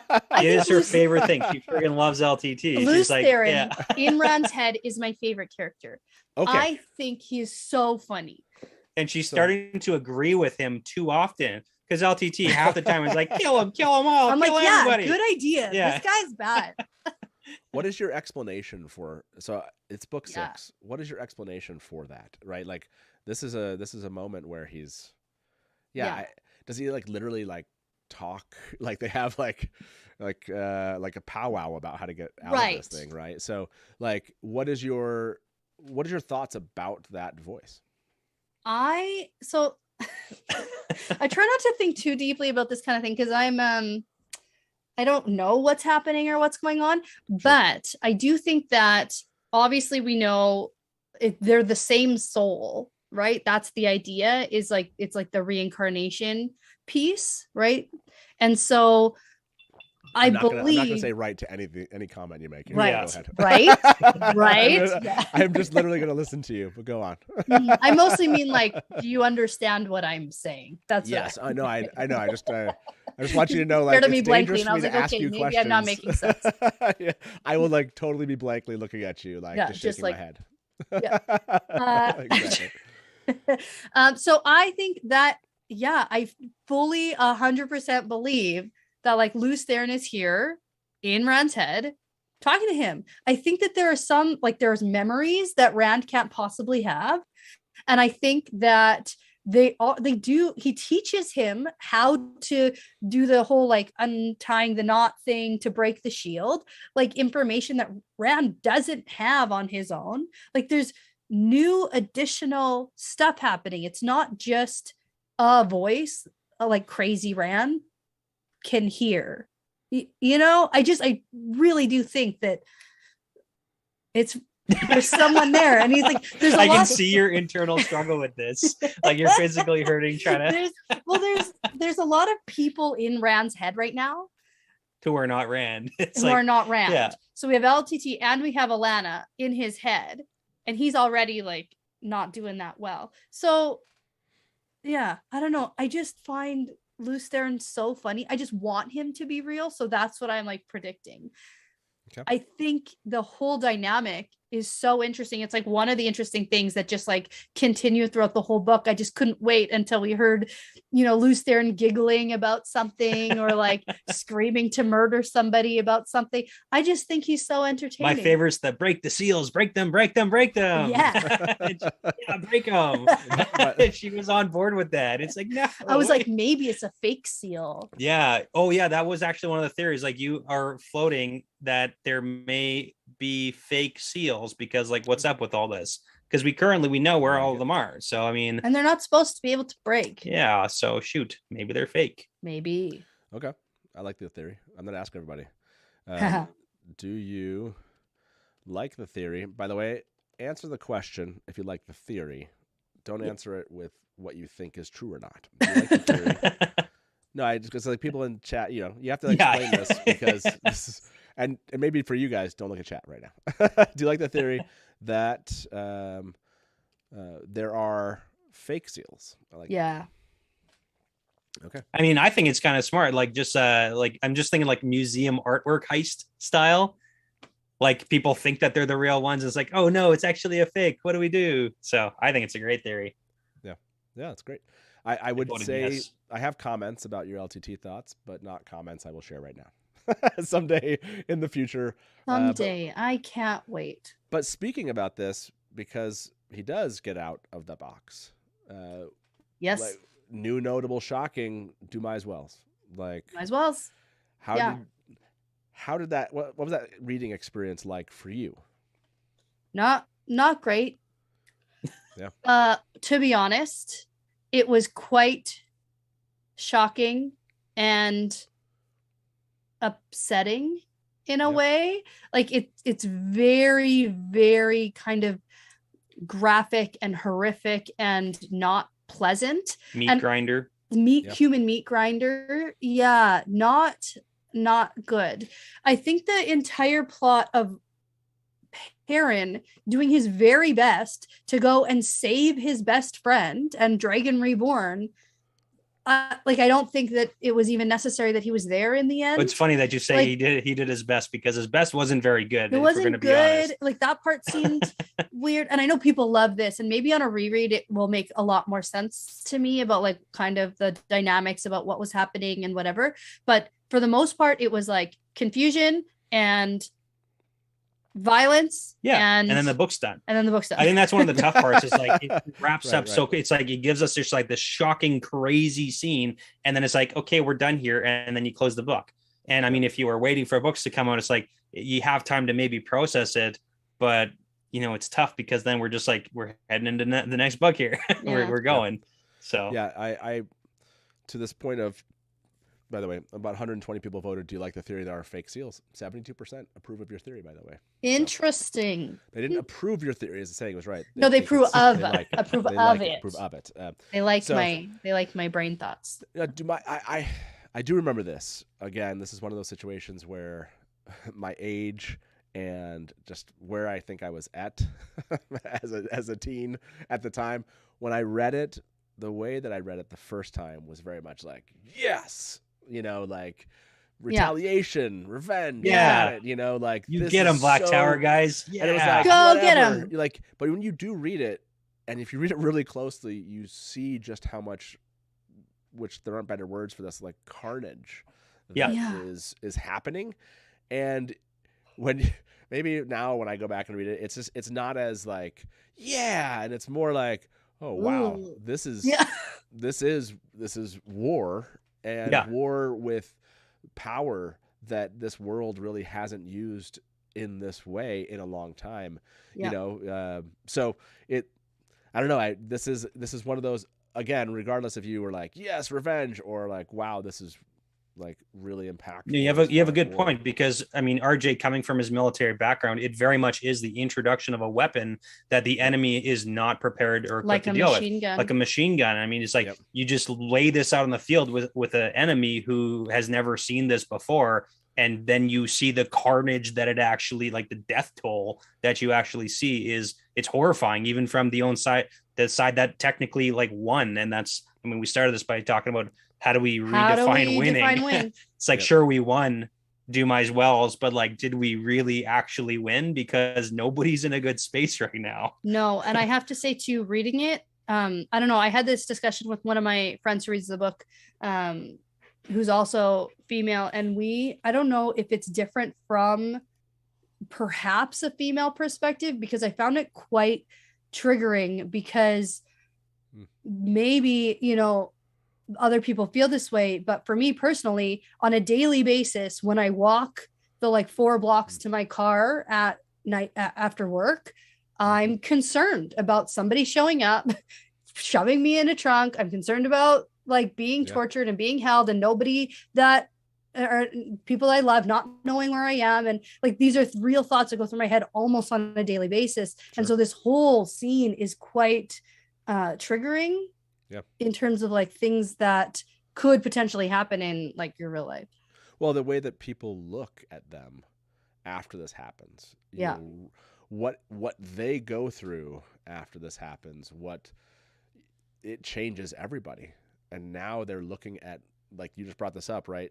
Like now they're looking at those people, the Ashaman. They're looking at Rand and realizing, like, yeah, just to your real life, like just being near these people is dangerous. You know? Yes. Like I'm in danger, and it is something that, again, fundamentally changes the books, and like you said, does have that kind of real life connotation of there's this power, like this is what Boggs said here. This is where Jordan shows what power can do and what the Aes Sedai are keeping in check. Yeah, you always knew that Aes Sedai were powerful, right? We've seen some of that, right? It's not like we didn't see Rand in Tarwin's Gap at the, you know, in Eye of the World. You see some of these things, but Jordan almost takes us in a little bit deeper here. It's almost show the raw. destruction. Yeah. It's like an unwrapped like kind of version. Yeah, it's like, yes, technically the Aes Sedai have access to the same power, but they don't use it like that. And then you have someone who uses it like that, and you're like, okay, what now? Because we did get introduced to the Shanchen using it as a violent weapon. That's Yeah. true. And we Yep. saw that. And they conquered what they conquered very quickly. Yes. So, Yeah, but even then, you know, you think of the Shanchan, and then they still have their own kind of like rules and regulations around what they do, and you know, they have hierarchy. Here we have like Rand and the Black Tower.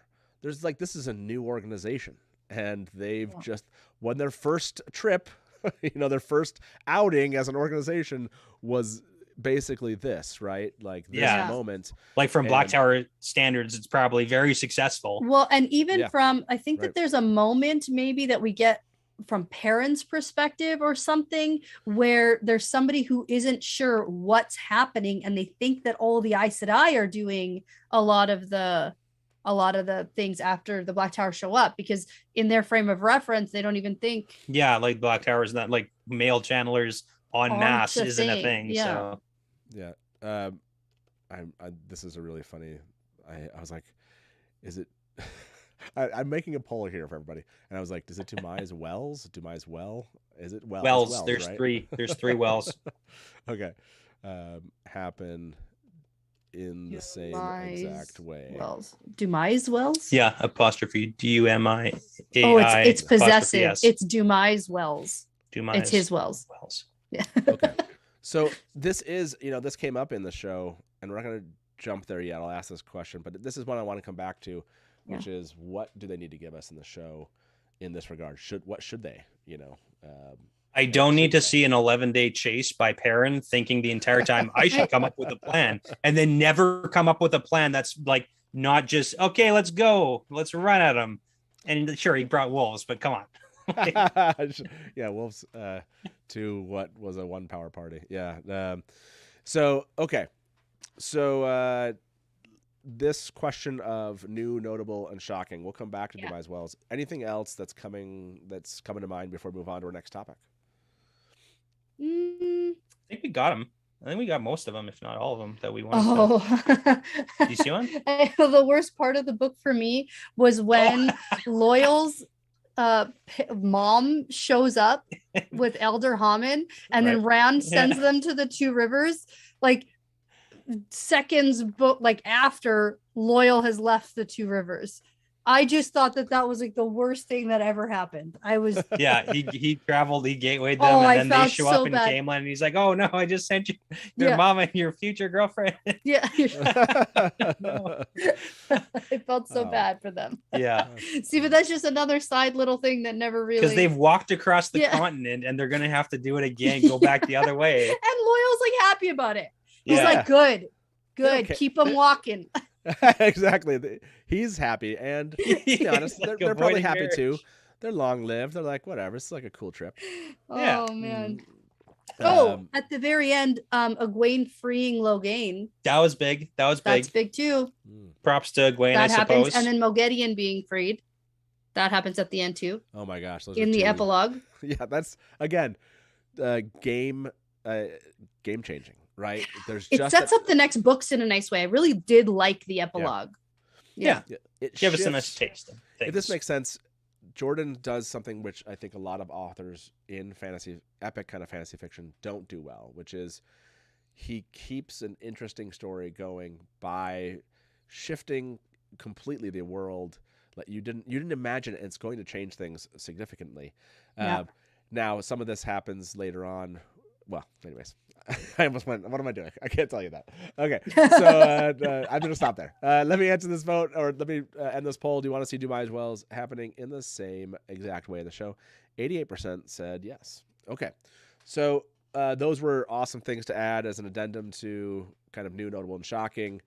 Our next topic here is, and we've kind of talked about some of this, but I want to kind of dig in here, which is the good and the bad. This is, what did you think Jordan did well here? What did you think kind of just never came together? Right. What I did actually really appreciate in this book that I was able to reflect on after is the Aiel in this book really stood out for me. I felt like the maidens taking care of Rand, we really got a sense of their culture and how they feel about him, and that it was throughout the entire book, and I felt like that relationship building was really quite interesting, and I liked it quite a bit. Yeah, I like that one a lot. Brett, for you, was there a good, when you now went through it this way, was there a kind of a something that Yeah. was just Yeah, what do you one think? thing that I didn't, I mean, for me, like most people, all the books after like probably book 4 kind of start to meld into one big, just like mash of events.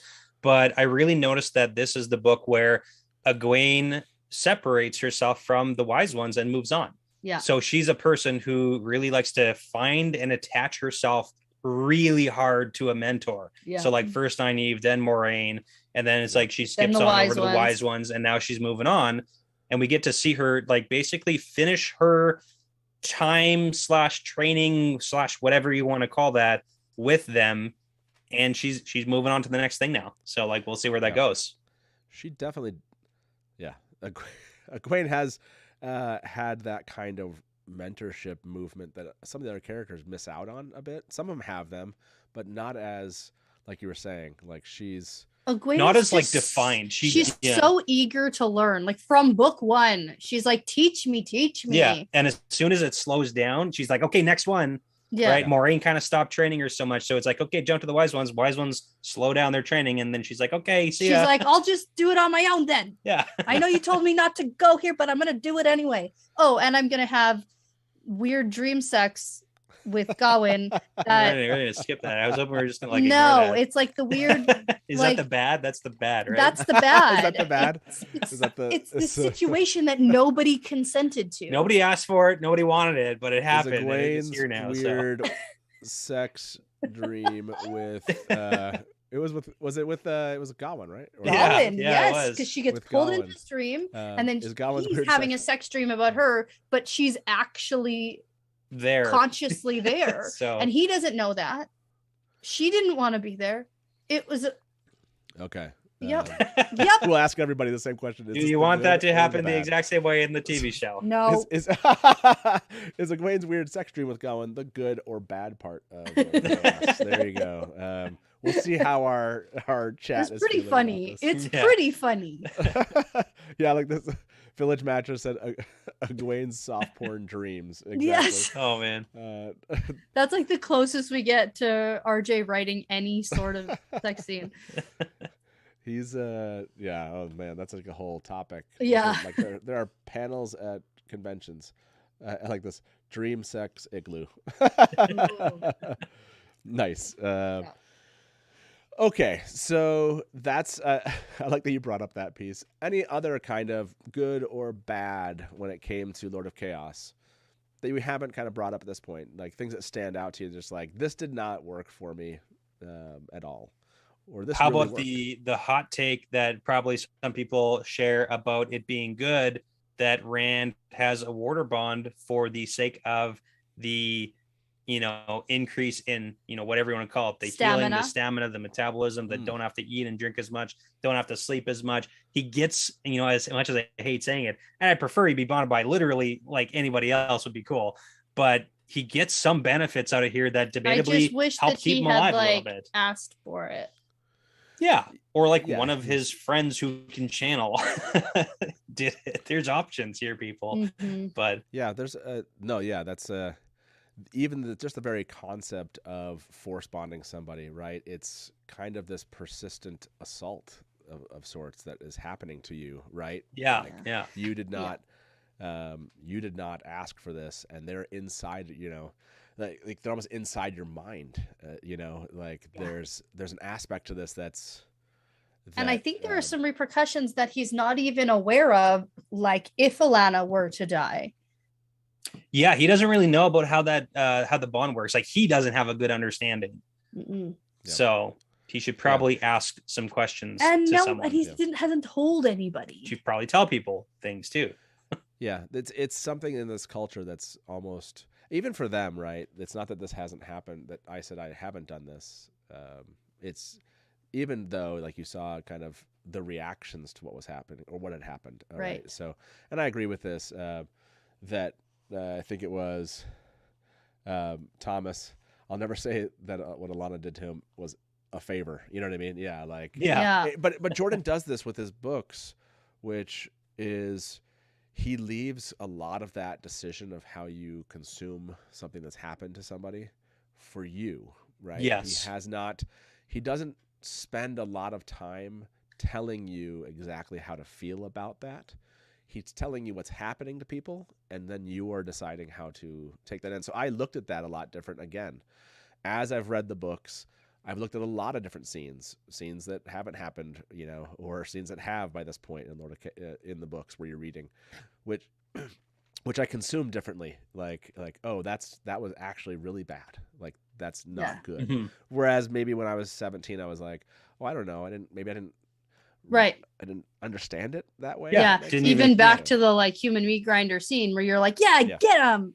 Yeah, kill the exactly. bad guys. It's Yeah. Like, there's like this idea that it's fantasy. Sometimes at least I have noticed this for myself. I've allowed myself to kind of be like, well, it's fantasy, so I don't have to kind of consider the real repercussions of what's happening here. But it's less you do that more, I think, as you get older. I don't know. At least I do. Yeah. I'm like, oh man, You gain some perspective on things. Yeah, for sure. Okay, so what else? Anything else standing out?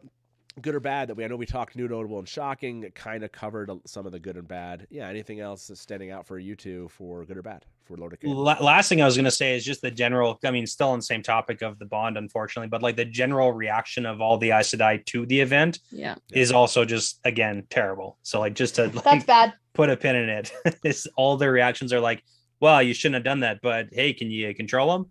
No, yeah, exactly. Okay, well, like, how did can a bad job then? How can we use this person? I mean, that does speak to Aes Sedai culture, right? Yes. Like, they are used to being in power. Yeah. Like, and I do think we have to talk about the moral ambiguity of Elaine and Nynaeve enslaving Moghedien. It pulled a Rand and Asmodean kind of sort of. So, I mean, they got to get a t-shirt. Kind of, yeah. Because, I mean, we know what Egwene went through from Egwene's perspective when she had an Adam on. Yeah. And how she's still suffering with the PTSD from that situation. And like, yes, Moghedien's a bad person.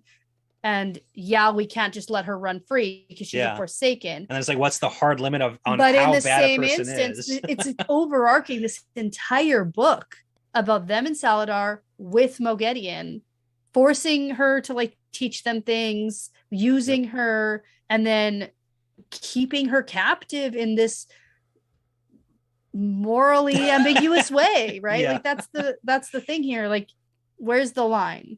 If she was being held in a cell, is that better or worse than this? Again, this is a That's question the hard part. Well, Jordan puts, especially when it comes to war, right? He makes us ask those questions of, is it okay because it's your side is winning, right? How do you, is it okay because they don't know any better? Is it okay because it's the world at the time? Is it okay because they've done bad things? If they've done bad things, then is it okay if we do bad things to them? Is it like, do we really need this information that's in her head? Like, yeah, it's going to be really helpful, but like, at what are we willing to cross? What lines are we willing to cross to get that information? Mm-hmm. And we're just supposed to be like, yeah, cool. And then like mad and upset when she's freed. Yeah. We're like, oh, nuts.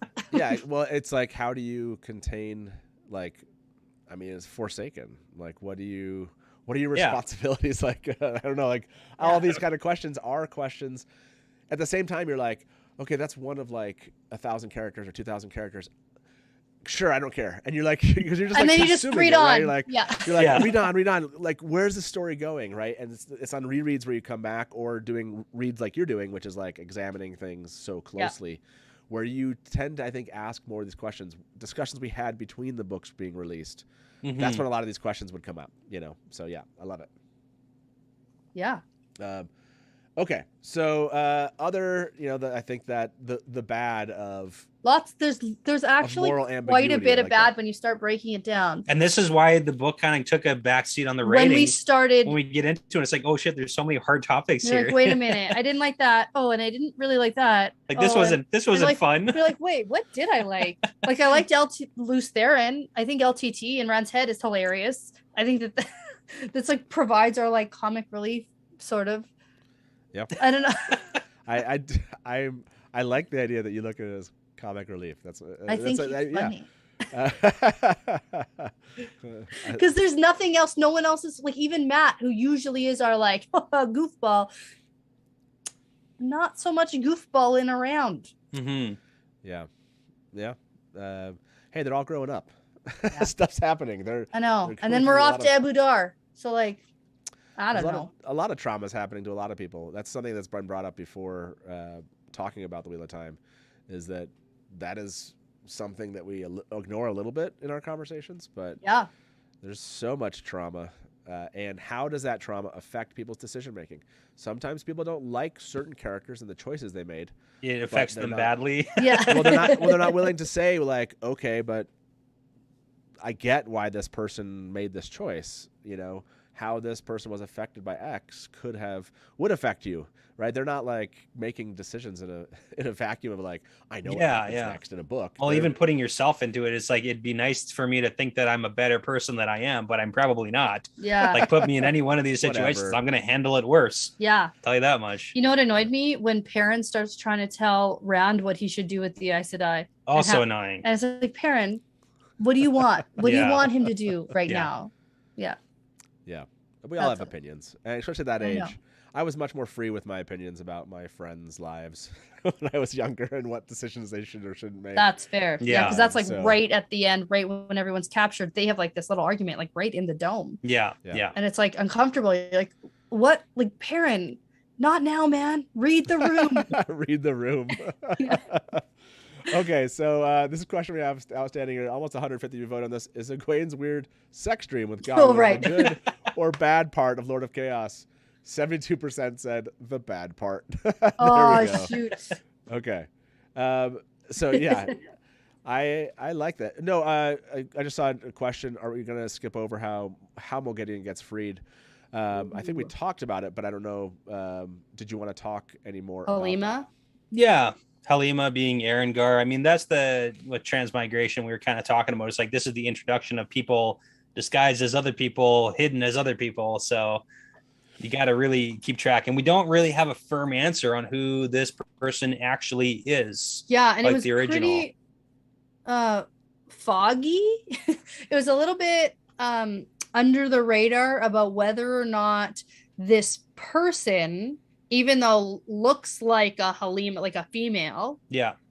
but actually channels Sidene, so undetectable by Aes Sedai, and that isn't like abundantly clear right away. I remember being very confused Yeah. about Yeah. everything happening around Halima. So Probably wait till like next book to really get further into that, just for like safety. oh, I see. Yeah. Yeah. Yeah. But that's all that stuff. Yeah. That's happening Yeah. there is. No, it's again another shifting moment of like, wait, so who is everybody? You know, like what else is possible there's around Anybody here? can be anybody, disguised as anybody by the power or by like, you and know, maybe even returning when you thought they were gone. It could be that. You know what I mean? Like all of a sudden it's Doesn't like matter. who Well, could even- be you yeah. know this person. That becomes this question, right? As you progress, and it does make Halima is two Lanfears dressed in a trench coat. So it's like, there's no rules anymore. It doesn't matter. Everybody's land fear. That's everybody's my Lanfear. theory. Look, Yeah. you read the room. Because I did have a correctly prediction here. at the end of Fires of Heaven that Moraine and Lanfear are not gone. And I actually did have a prediction that the You've been Ocean. shouting that since the I'm still gonna stand by it. Okay. Yeah, Since, yeah. since Not, it it's not. happened. I didn't. Have you think written it this one would down? happen, Have you right? written it down? It's written down. I like it. I shout about it a lot. Do you? Yeah. I imagine what you guys have done over the last. How many years has it been now? that you've been doing this? 3 years now. 3 Yeah. years. Oh my gosh! Yeah. Like it's such an epic way that you're doing this, and I know other podcasts are doing similar things. Like this is just a unique experience that you will have forever. You'll be Yeah. Like, remember that time, right around whatever Lord of Chaos, when I was just screaming about this thing in the book. I think it's really Yes. cool. I Yeah. love it. I love it. Okay, so the good and the bad. I think we'll move on from there. I know we're getting kind of close to the end, and I like to ask this question of you both, which is how it should have ended. Yeah. Oh, I have a good one for this. Yeah, so go for it. Tell us, Okay. how it should have ended. So I'm really frustrated by the Cloud Bowl plot, in case you didn't pick that up. It was introduced, I think, right at the beginning of this book. like in the first couple, like little while. And then it just gets dragged out. And I really thought like, okay, the weather's hot. We get it. The weather's bad. Let's fix the weather. Let's find this bowl. And then it's just dragged on. And it's very similar to a plot that Nynaeve and Elaine already had, which was find an object of power that can help us, but we're not quite sure where it is or what it does. We've already had that plot before. They did it twice now. In Tanchico. Yep. And then also, the Black Aja is after us. Oh no. Like it's like literally it feels It's the same thing it happening feels again. a little bit carbon copied. And so I was like, okay, what's gonna be new and different and exciting? And then it was just like Same. nothing's new and different. So if I had to change the ending, I would have them find the Cloud Bowl, but then it doesn't do what they think it's gonna do. Okay, what was it? Okay. So they think it's gonna like fix the weather. So what is it? Is it make it hotter? No, I don't think. No, I don't really have an answer for that. Okay. But I thought it would be so interesting if like that's how the book could end. If like they find it, they try to use it, and then it doesn't even do anything with the weather. It does something like completely different. It takes and then we're all like, the color out of the world. Yeah. Now it's black and white. Oh no. It's like lots of grays everywhere. Yeah. But no, I thought that I was like, oh, what a good like twist that would be, because we're so invested in this weather thing. Like, what if it doesn't even do that? We don't even know. So I thought that would be awesome, and then that didn't happen at all. Yeah, I definitely think Jordan's books are ripe for saying how it should have ended, which is like all these plots should have happened earlier. That's how it should have ended. So okay, I like that. That's a good one. Brett, did you have one like how you think Lord of Chaos should have ended, or do you think? Oh, I mean, not on the Rand topic, but I totally feel like Pater got the raw end of the deal here, and I feel like he should have been able to, execute his plan with his awesome uncle and save Morgaze, instead of just being he's a dark friend in the middle of a dark friend plot. Get executed. Funniest callback from like freaking book one. I love it for Pater. Yeah, that happened this book. Yes or no? That was Lord of Chaos. Yeah, that was that was I this forgot book. about that guy. Yeah, I know you did. Everybody forgets about him. This is but that's like, I feel like Pater's one of the first times where it's like really sets in the long with game. That's like, okay, RJ introduced a character like books years ago, one time for one thing, and then he comes back 6 books later with a still like, you can see that his nose was broken from when Rand punched him in the face at the end back in book 1. So now he's got a broken nose, and then he's here to save Morgaze, and then just sucks so bad. He's a dark friend. yeah, and he's just the worst, and then just gets executed by accident, basically, because the White Cloaks may have actually stumbled into a dark friend thing, but they're also terrible and incompetent. They're so incompetent. The White Cloaks are just. It's so funny. Okay, so I by the way asked Justice for Pater. I don't actually know exactly where my. I don't know what justice means, but I mean, I was yes like, or no? Does justice mean that he deserves like better treatment, or does justice mean he got what he deserved? There's no like answer for that. It just is whatever you. The answer is yes. What does your heart tell you? Yeah. What does your heart tell you? So I'm going to end that poll here. 62% for whatever they thought it meant was yes. So I'm going to ask. I am going to ask this question, which is, do you think the bowl plot should have ended in Lord of Chaos? Well, you know my thoughts. We'll find out. If everyone agrees with you before here. It started, I think. Even that whole jumping around Tel'aran'rhiod, because we need to stop the Saladar Aes Sedai from doing something or something. I don't even remember. But it was like, you don't need that. That's not a thing you need. What are you talking about? And they're jumping around. I was like, this isn't how this works. Oh, that's funny. Miss Sarah James just said, I'm today years old when I realized that was the same character. See, I know Jordan does that to you. You're like, wait a second, what? I think there are some characters even with the same name that are different characters too. Yeah.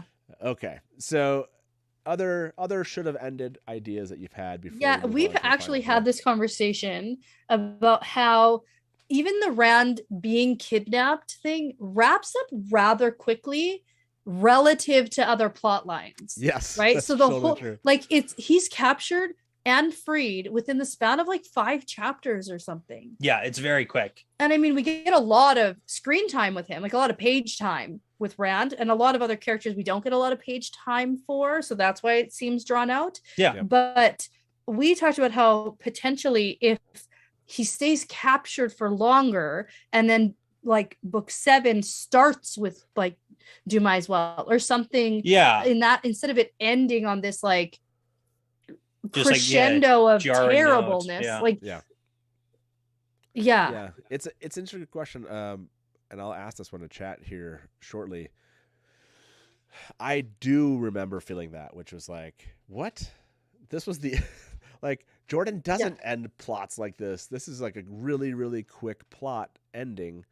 But at the same time, it's like, how long can you drag this one out that doesn't just Right, like, because it's awful. Yeah. well, it's awful. It's and like how yeah, long could we could drag it out books, right? They could make it to the tower. They would have to be like a free the dragon from the White Tower. Yeah, plot like line. yeah, exactly. Like, what can you do to put in their way to Yeah. slow them down? And does he get like double kidnapped? You know, and all of a sudden, like, Which I'm somebody else totally has here him. for. But And it's like, how long do we want that to drag out for? Because Right. he's literally the manager of the rest of the world. Well, it's clear that like- because I think you're right that like the Black Tower does seem to kind of that thing comes together really quickly in a way that is a bit surprising. So I'm going to ask everybody this: do you think the Bull plot should have ended in Lord of Chaos? 56% do agree with you. I'm going to ask everybody, you know, about this question of A lot of people have told me about their love for Cloud Bowl, and I'm just like not. yeah, one of these comments, it's just a fan. Turns out it's just like a Dyson sphere. Just like a Yeah, Do you think it's the just a Rand? salad bowl. That's totally what it is. It's just Do a you think the serving Rand plate. kidnap We- plot ended too quickly? I'm going to ask everybody here. Oh, It is like it's like something that takes a long time to kind of come together. And you know, like you said, they kind of were preparing for this for a while, and then it does. Yeah. If I remember, I felt like it ended a little bit too quickly, but and that might just be because I, like you, Dani, would love We to just did have more funny see- moments with LTT or something. you know, Right. so. Although maybe on a reread, it wouldn't feel like it started and ended, because it clearly started when the Aes Sedai were plotting and practicing Yeah. and planning, even from their first meeting in like every Cairn visit with was him just when they brought in chests of gold. Like even that was calculated so that Yeah. everyone knew that every time they visited, they were bringing chests in and out. So like that's calculated, and it's from way further back. But I didn't understand that. And so Right, maybe on right. a reread, it would feel less abrupt, because I would know like back when it was actually. I feel like it still That feels plot was abrupt starting. because even though you would tie that in, the real action is when he actually is taken, right? Yeah. It's like, yeah. there's a lot of prep work for it, but when he's taken and he's in the box, that's when you really kind of dig in, at least me as a Yes. reader. So, For sure. and it does seem though, like people aren't agreeing with this idea. About 100 people voted. Do you think the Rand kidnap plot ended too quickly? No, 84%. So, okay. They're not going with you on this idea that maybe That's extended fine. into book 7. Any other thoughts before we jump on to our last topic of the night? I think we're ready for the last one. Okay. Yeah. Here it is. And I told everyone this was coming, and I want to know your thoughts here. Keep or cut for TV? There's so many pieces to talk about. Now, here, so yeah. So that Where was would you start us? Yeah, go. give Yeah, us that your was an kind of- interesting question you asked us when we, first came on with you to talk about books like 1 to 3, because we could have like a pretty good idea of like where the show would potentially go. But by the time they get to book 6, with the amount that's already been adapted Mhm. and changed, I have no idea. will it even look even remotely the same? Right. But I guess it's kind of like, which plot points would we like to stick in somewhere Sure. in the show somewhere? Yeah, assuming that Morgaze we're- needs to die, What? and then we can cut all the Morgaze plot lines. Morgaze can die. Morgaze can die. Wow. Ravine Wow. can kill her off. Whatever happens, happens. No more Morgaze plotline. I mean, you have to have Do Might As Well. Like, Yeah. Yes. Do might as well as yeah. In some variation of kidnapping and Yeah. rescuing. It's not going to be the same like convoluted. The Aes And the Sedai make a Shido plan and with the the- Shido, and then they betray them, and then and the no wolves one's really and sure. the Perrin and the Yeah, It was Yeah. convoluted. it is. It's It a little is. bit confusing on like It- who's aligned with who, and it's like, oh, Savannah actually betrayed the Aes Sedai, and they were actually working in cahoots. but then something went wrong. So Perrin walks into this battle that's already happening. Why exactly? So the box is a must, is what I'm hearing. Okay, but maybe not necessarily all of the intricacies of how everyone makes it. Everyone either isn't or is at Dumai's. It very well could just be like even cutting the Shido out of it, right? It's like, oh, Perrin leads an army. You did say after book 4, cut Couladin. Cut Couladin, cut the Shido, but it's like Perrin leads an actual army to go and catch up and fight the Aes Sedai. So it's just the Aiel fighting the Aes Sedai, and they're not winning, and then the Black Tower swoops in to save the day or whatever. Like something along those lines, where it's like less like there's 3, possibly 4 sides of this. So Black Tower, I would assume then, yes. Definitely we're gonna keep the box. Definitely keep Black Tower. Okay. I would absolutely agree. This is one I'm kind of curious about because you're so fond of LTT. So Village Mattress, thank you very much for the tip. On this one, Village Mattress said, Dusty Wheel, how do we want to see Luz Theron portrayed in Rand's head on the show? Ooh, well, we've already sort of seen. We do. People talking to Logain. We've already seen that portrayed, kind of. I want reflections talking. And we already have a Luz Theron cast. Yep. So do you want to see that? In other words, do you want I to feel see like it might be a mix of, like, it might start out as like random voice. And Rand's like, what? Who was that? Who's there? Moon Knight. Moon Knight does it really well. Anybody who's watched Moon Knight, like, probably knows what I'm talking about. I think they've done a fantastic job. Oh, I didn't see that. Yeah. Okay. So you want to see like reflection? You want to see actually like in the reflection. So you like the idea of a reflection where he's seeing it. Would anyone else? Do you like the idea that it's basically just him seeing it at this point? But you want to see a face, is what I'm hearing from both of you. You would like to see a face. I would like it to evolve to that because like LTT has an evolution of like what's actually happening. Yes, he does. Because I'm like, this Luz Theron? This sounds like Luz Theron. This is for sure Luz Theron.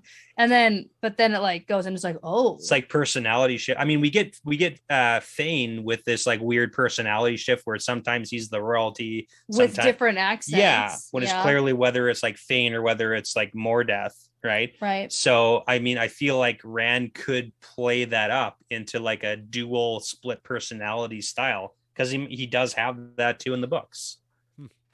Okay. Yeah, that's the reflection one is an interesting one I hadn't considered.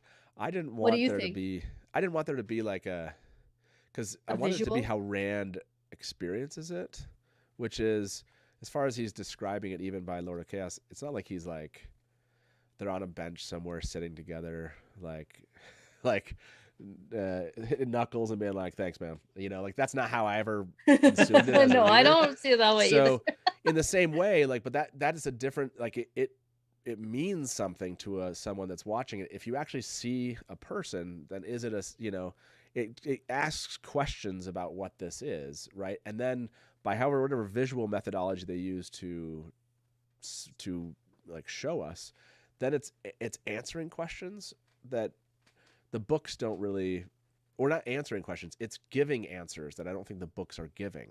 Does that make sense? Like the book kind of leaves us like you don't really know. But the show could kind of say, well, we're going to determine what this means for you.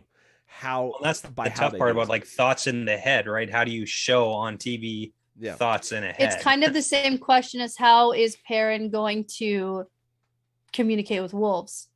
Yeah, that's how are we going to get that? It's like it's the same. It's similar, right? Exactly. So it's just like looking at each other. The reflection's an interesting one because you can almost, like you said, it's like yourself that you're seeing, but then a voice is, but you're saying different things. So I guess I like the reflection more than I think. Maybe you said because I've seen, my kids laugh because I'll be like, it's good night, something night, there's a moon, whatever it is. It's a moon night, whatever. Good night, moon.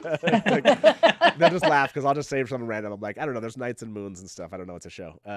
But yeah, like that show, I hadn't considered that portrayal. So that one has me going like, okay, maybe I can accept that one would be okay. I think it's more like kind of like voice for a while, for the first little while. I think it'll just be like, it's clear that only Rand can hear this voice. That's kind of because that's kind of how it starts for round 2.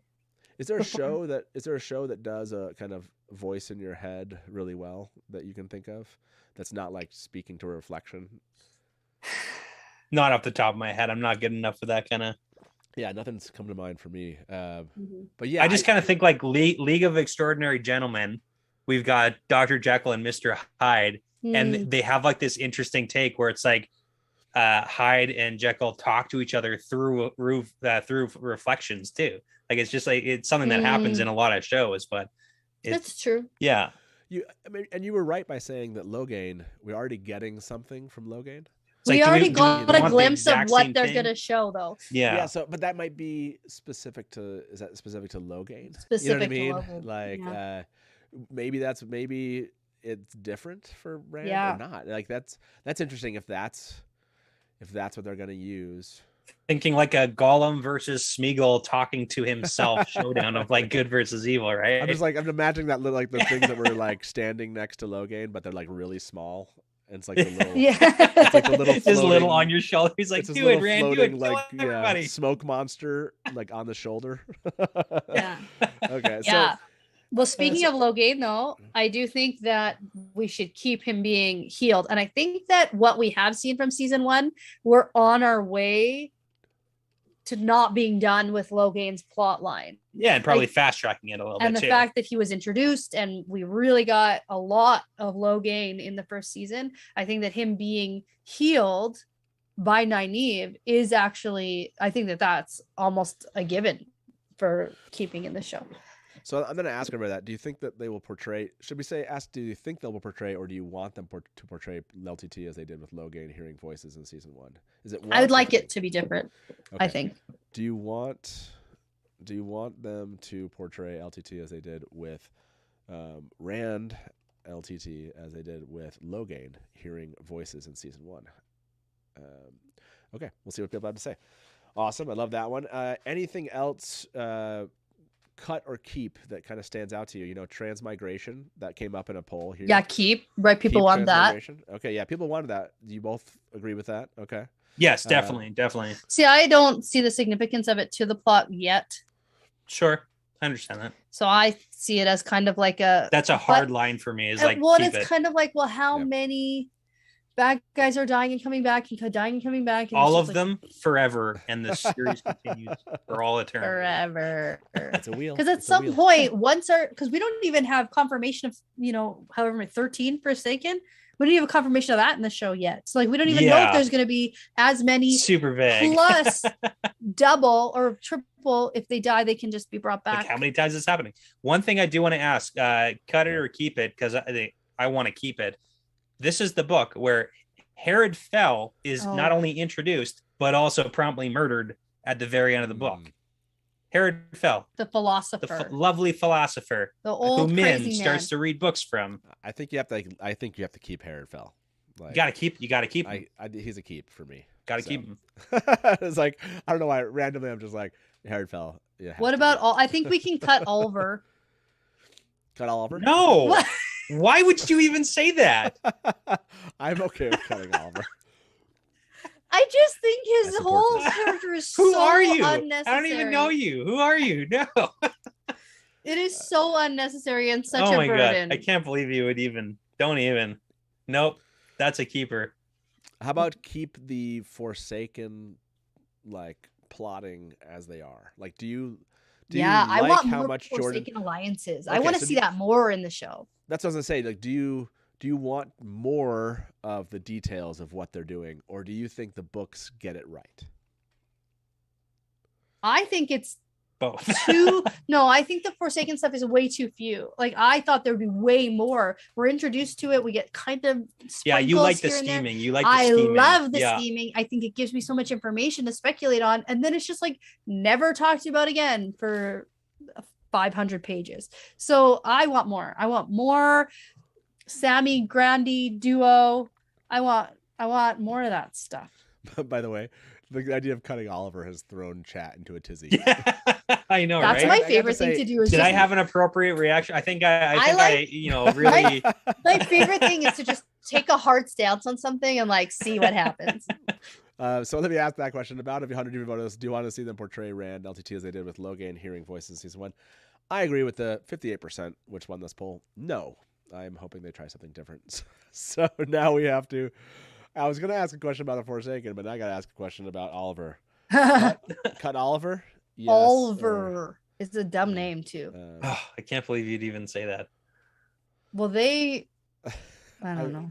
I have to do this because this is. They fun. probably won't. They incorporated a child into the show already that like didn't exist. So probably they like children. What is 1 and 2? I just Oliver 1 or 2 because people are freaking out about Oliver, so I just gave them answers. I just gave them instead of a yes or no, they have to accept getting a. Which one's the right answer? Which one's no? I know, like they all want a right answer for this, and I was like, no, we have to have first of all. Oh no, I think I might have guessed wrong. I don't know. I can't tell. This is so difficult. We have to have a bad poll. This is a manufactured bad poll. Most of the time when they're bad, I think the people are deciding that 2 is no, don't cut them. I think that what you're doing is impressive because you can like do that while still maintaining the conversation with us, and I would be done. I don't. It's very like scatterbrained. That's all it is. I like it. I'm impressed. You impressed me. Not impressed on the last poll though. I know. Well, I have to do that because people were getting so upset about Oliver. I didn't want to give them the satisfaction of saying. That's my favorite thing to do is just rile everybody up. It's so fun. I'm gonna wake up in the middle of the night and just start like having like nightmares here. What? Yeah. I know you like him so much. Wow, I didn't realize we're gonna kick off Oliver love. Oh, I didn't think that either. I actually thought like, meh. Matt saves him in the street, like in Aladdin, where he's like, "Don't touch that kid." Okay, jerk. so I love Matt. She hates children. That's what it is. She just hates them all. I like it. No, I love Matt, and I love that it gives him this like kind of sense of purpose, and it accentuates his generous, caring nature, which I don't think is otherwise accentuated. And I do like that part, but I think there are other ways to like when he just like gives money to people when he's saving his friends and when he's going out of his way to like save Elaine, like all that whole Dragon Reborn plot line. I think that there are other ways to show that Matt is truly like has a good heart. I don't think we needed a child to follow him around into taverns looking at women's breasts. I'm done with it. Terrible apology for saying cut off. Terrible apology. I think the whole 1 thing, out of 10 stars. Do we really want? Somehow we got from there to like Matt ending up staring at women's breasts. Well, no, he's like teaching the child. The child is obsessed with women with big breasts. Like it's weird. I mean, Robert Jordan. Anyways, I don't even know how old this child is. Neither does he. His parents are dead. Do we even know how old this kid is? And he's like obsessed with serving women. I love this from Anas. And wait, an on-purpose dusty poll that's breaking the fourth wall. Very meta. Yes, I agree. It is very meta. Dani is obviously in need of serious assistance. The fact she thinks I'll work on it. I'm sorry. Sign of deep disturbance. I love it. So wow, I don't know what just happened, but that was crazy. So let's. It all started with Oliver. Very divisive. 100 of you people are like about 100 of you voted. I know we're getting like a half an hour in. We'll tie this up. Let you both get back to life. This is our life. two. That's true, right? It's nice that you think we have something else to do tonight. Should we cut Oliver? 2 is the answer. Everybody, 2 won that one. Good job, everybody. I think that's no. 2 is definitely no. Good job, everyone. I didn't ask you this before, and this has something to do with the show. For the books, I'd like to kind of find out. I don't think I asked this from last time. So yeah, like who are your favorite characters that came out of book 6 that maybe surprised you or weren't the same? Like, did anybody change where they were for you in the process of reading Lord of Chaos? Luce Theron. That's your favorite now. He's my favorite. He's hilarious. I definitely. I'm liking Logain. I've always liked Logain though. Yeah. I've always liked Logain. That's true. And we got more Logain this book, so I really did like that. Interesting. Yeah. Okay.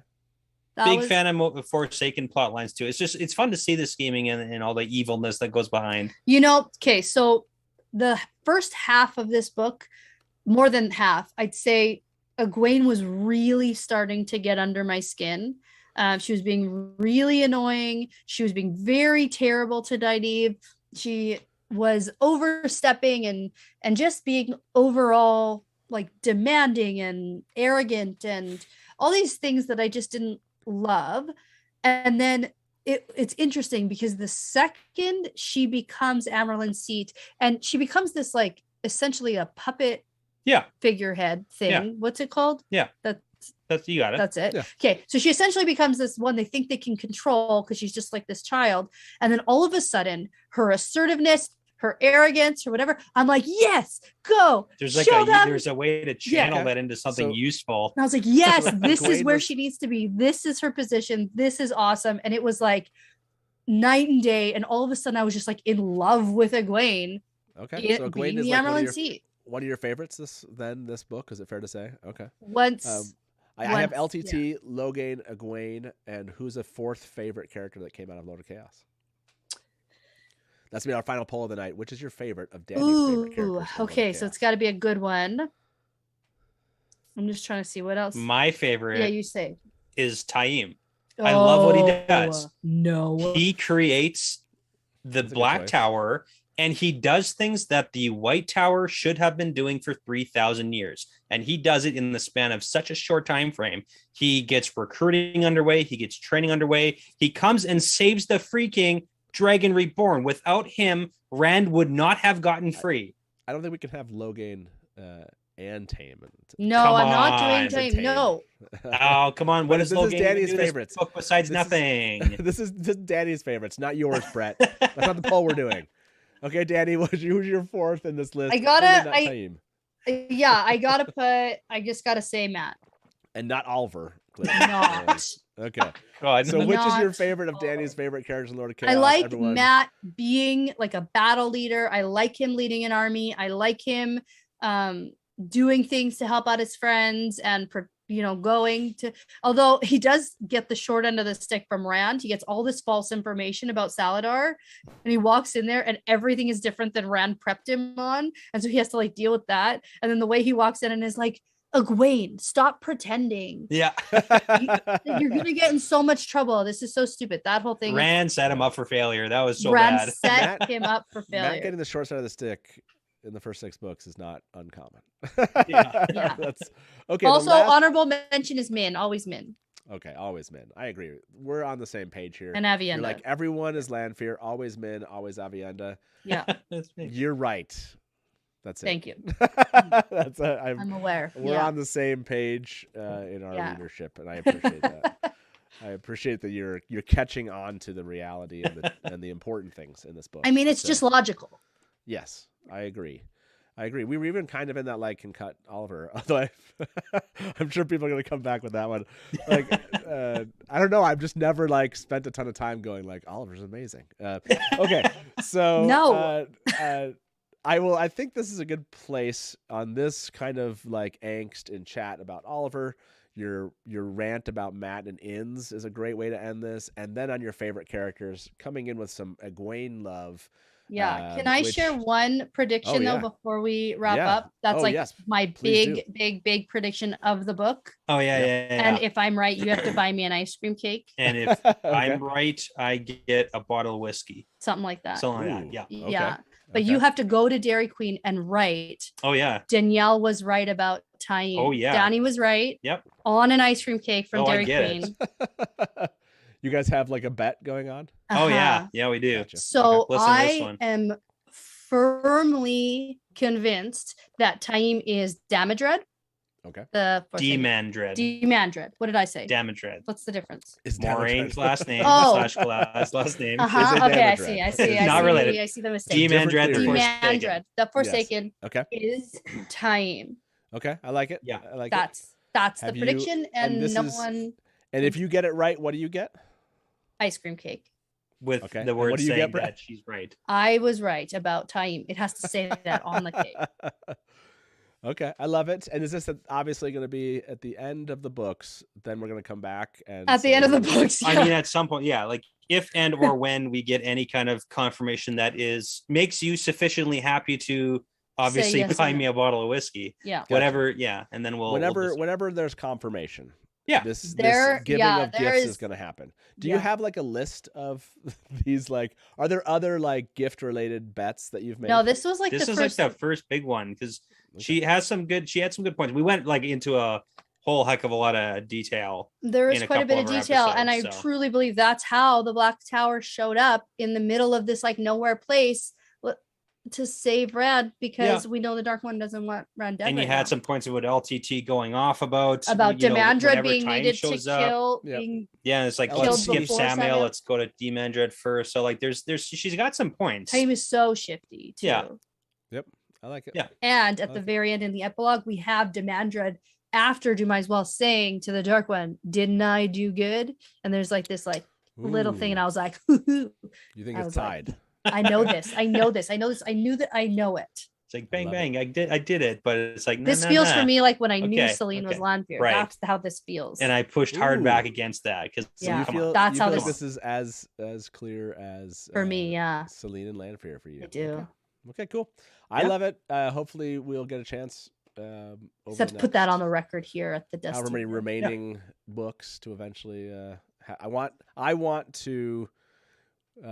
When this ever happens in the future for you, if it ever happens, then you should let me know, and we need to like do a live stream for whoever like receives the. For the cutting of the I Was Right cake. Right. We can Got it. buy both and have them ready. And I don't know. We'll figure something out. That'll be good. love Throw it. your cake in the garbage. I love it. So you have to tell me, and then we have to do a live stream of it. I think it's Sounds important. great. So cool. Awesome. Thank you both for being here. Oh, yeah. Before we let everybody out of here, I know we've gone a little bit longer. Are there other predictions that you had at the end of Lord of Chaos? that you wanna Tons, share with everybody? always. Okay, let me hear them. Let me hear what you're like. Your I mean, major none of them predictions. are always like, I always just like yell things out at the end. I want to learn more about what Forsaken are up to. I wrote that I don't care if the Cloud Bowl ever happens and ever right. will. She's given up on that. I gave up on Cloud Bowl. You gave up on Um, Cloud Bowl. Okay. Yeah. You think Samuel's going to be gone in book 7? Oh yeah. I was like, Okay. fine, like let's end that one too. That's a It's- plot line that's going on and on. I gotta say, it's Okay. not looking so hot, but that's okay. Anyways, we'll see. And then I think Egwene is gonna march on the Yeah, tower. We're gonna yeah. get that showdown. Ooh, you think? love good. it. Nice. That was a I good like it. one. Yeah, because we had her at the end, like leaving. And then the Sean Shan are coming back. Sean Chen are coming 'Cause back. You get that little tidbit at the very end in the epilogue that's like, ooh, Sean Chen. Sean Shan. So The Sean Shannon coming back. Okay. yeah, Okay. I like it. there we go. Those are your major ones coming back, and Taim. Okay. Awesome. I'm writing those down. Like, I'll technically have some double proof of which ones you said too. Sure. So how far are you actually through A Crown of Swords? I have 2 chapters left. Oh my gosh. You gotta be coming back soon. Like, Oh, man. I don't know how we're gonna figure that out without you getting too far into the next book. I When's- know. like And next Path the weekend. Daggers is so short. Yeah, Path the Daggers is like 30 chapters or yeah, something. they keep getting shorter and shorter for a few books here. So We might have to Okay, do a well. because Crown of Swords and Path of Daggers are pretty short books comparatively. Yeah. We could do a comp, maybe. We'll see. yeah, Maybe let's See figure how it out- works. I want. Yeah, we'll just have to figure this out. It might be that you're back in 2 weeks, and I'm like maybe like a Sunday, and I'll have like a Sunday episode because we gotta. I'd like to keep them all separate, so we've just gotta Yeah. do Crown of Swords. Well, which- you know what? We'll come back anytime. You're such a gracious host. So Well, awesome. Let's We love do coming. it. I love finding out I love kind of remembering some stuff that we went rehashing all through. the intimate details of every book, right? Yeah, exactly. You're like, oh yeah, that happened. Oh yeah, No, that it's- happened. It's extremely fun. Like I absolutely 100% love it, and like Great. yes, it is I get to kind of play the whole game of like don't give any hints as to anything, which is fun for me Right. to do. I will Right. remember. Well, I we'll wanna be remi- getting virtual WatCon passes because unfortunately we're trapped up in Canada this summer. But Well, I Yeah. it's gonna be fun, regardless if you're there virtually or not, and we'll have stories, I'm sure, afterwards, and Yeah. we'll try to make it, or I'll try to like tweet out because Taylor's not coming actually to Oh. WatCon, so I'll be there, and I will have plenty of time to just like try to share as much as what's going on with everybody that can't be there. So Fun. I'll do that. yeah, But the last poll, let's end it. About 110 of you that are still here. Look at you, nice people sticking around. Which is your favorite, Danny's favorite characters in Lord of Chaos? Matt, of course. Yeah. Because Matt wins all the polls. Oh, not right? Luce Theron, weird. LTT got 22%. Egwene got 30. That was low game. Okay. People didn't agree with your low Egwene game. comes into her own, really. I like it. Yeah, absolutely. And by the way, I just want to remind everybody, next Wednesday, we'll not be back with Danny and Brett. Next Wednesday, we are going to do a live game and chat.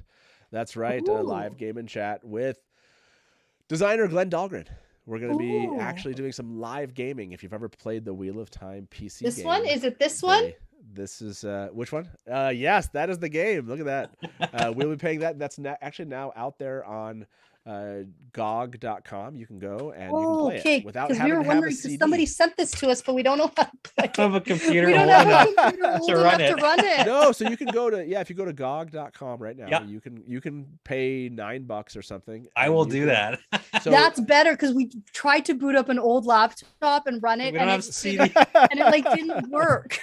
you're like, Oh, man. that doesn't help. Yeah, this is gonna be fun. We're gonna do some live gaming. Like we're going to like take you through. That's He's so gonna- fun. Basically, Not Glenn's involved just in gonna there. kill me a lot. That's what's gonna happen. Like I'm gonna play it. It's gonna be really terrible. I'm gonna suck at this because there's Terangriel that you can use, and I think there's like over 40 different Terangriel or something like that. So like Holy smokes. And you're having the designer of the game on to play the game. yeah, it's gonna be fun, right? That Talking is to him about so the game. cool, man. Yeah, that's gonna be. Well, it's so much fun now because he's come on once before, but we couldn't play it. I mean, you could have. There were ways to try to kind of do multiplayer still out there, but this makes it much easier.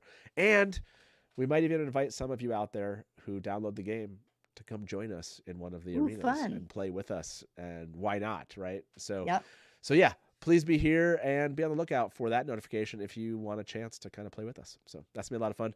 Thank you both for being here. You can find the link to this wonderful podcast. I know my wife, by the way, she came into the side and she looked at me. She's like, oh, I know who this is. She loves and has loved listening to your podcast. So please go check out the Wheel Weaves podcast, everybody. This is as fun as it continues to get. There are other podcasts out there. I think you should try all of the rereading podcasts out. They're so different, and everyone brings kind of a different style to what they're doing out there. And I know how much fans have had fun with this. Any final words or invitations from you? Anything coming up fans should know about to get involved with what you do? Not so much. Yeah.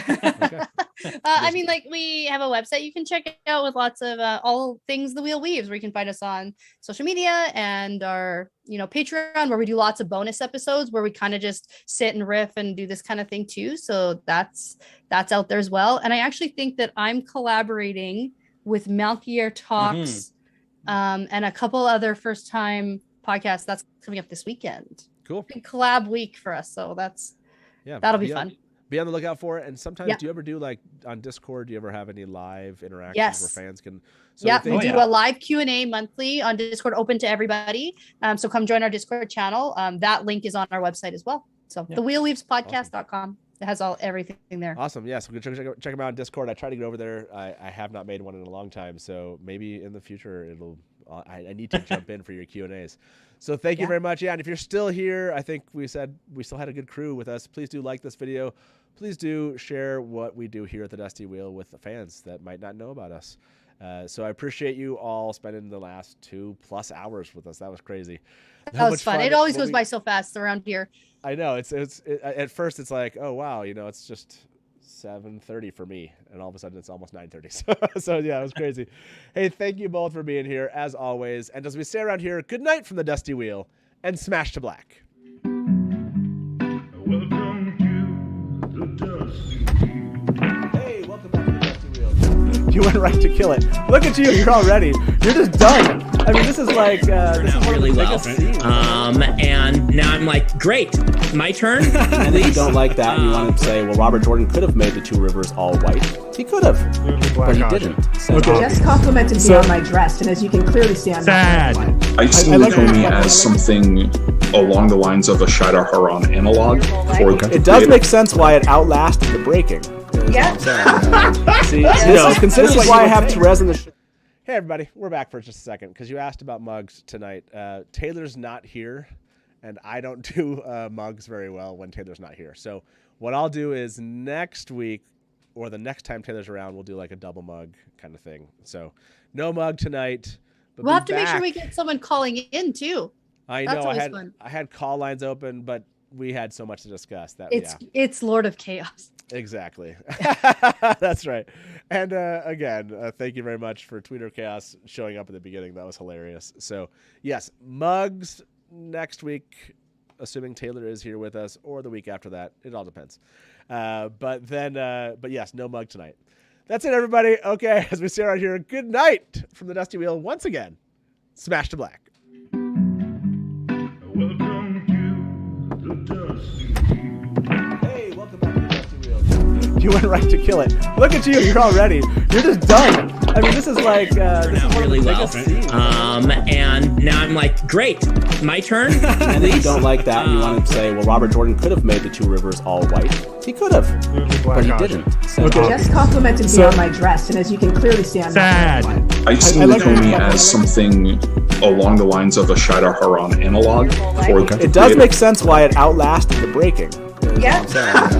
See, this is why I have Therese in the show, because she's going to correct everything that Hey everybody, welcome to the Dusty Wheel Show. What? Meme Off Challenge. Yay! Pair of like baby face mounted on like a huge body. So like all This of is a not sudden, just it's like, a traditional fantasy, right? There are sci-fi And elements. just a for moment those that are ago, kind of interested. Rafe tweeted something. So let me get my guest in here with me. And Probably, I would say, put in 70, 80% of the work. I got to be over the shoulder and be like, no,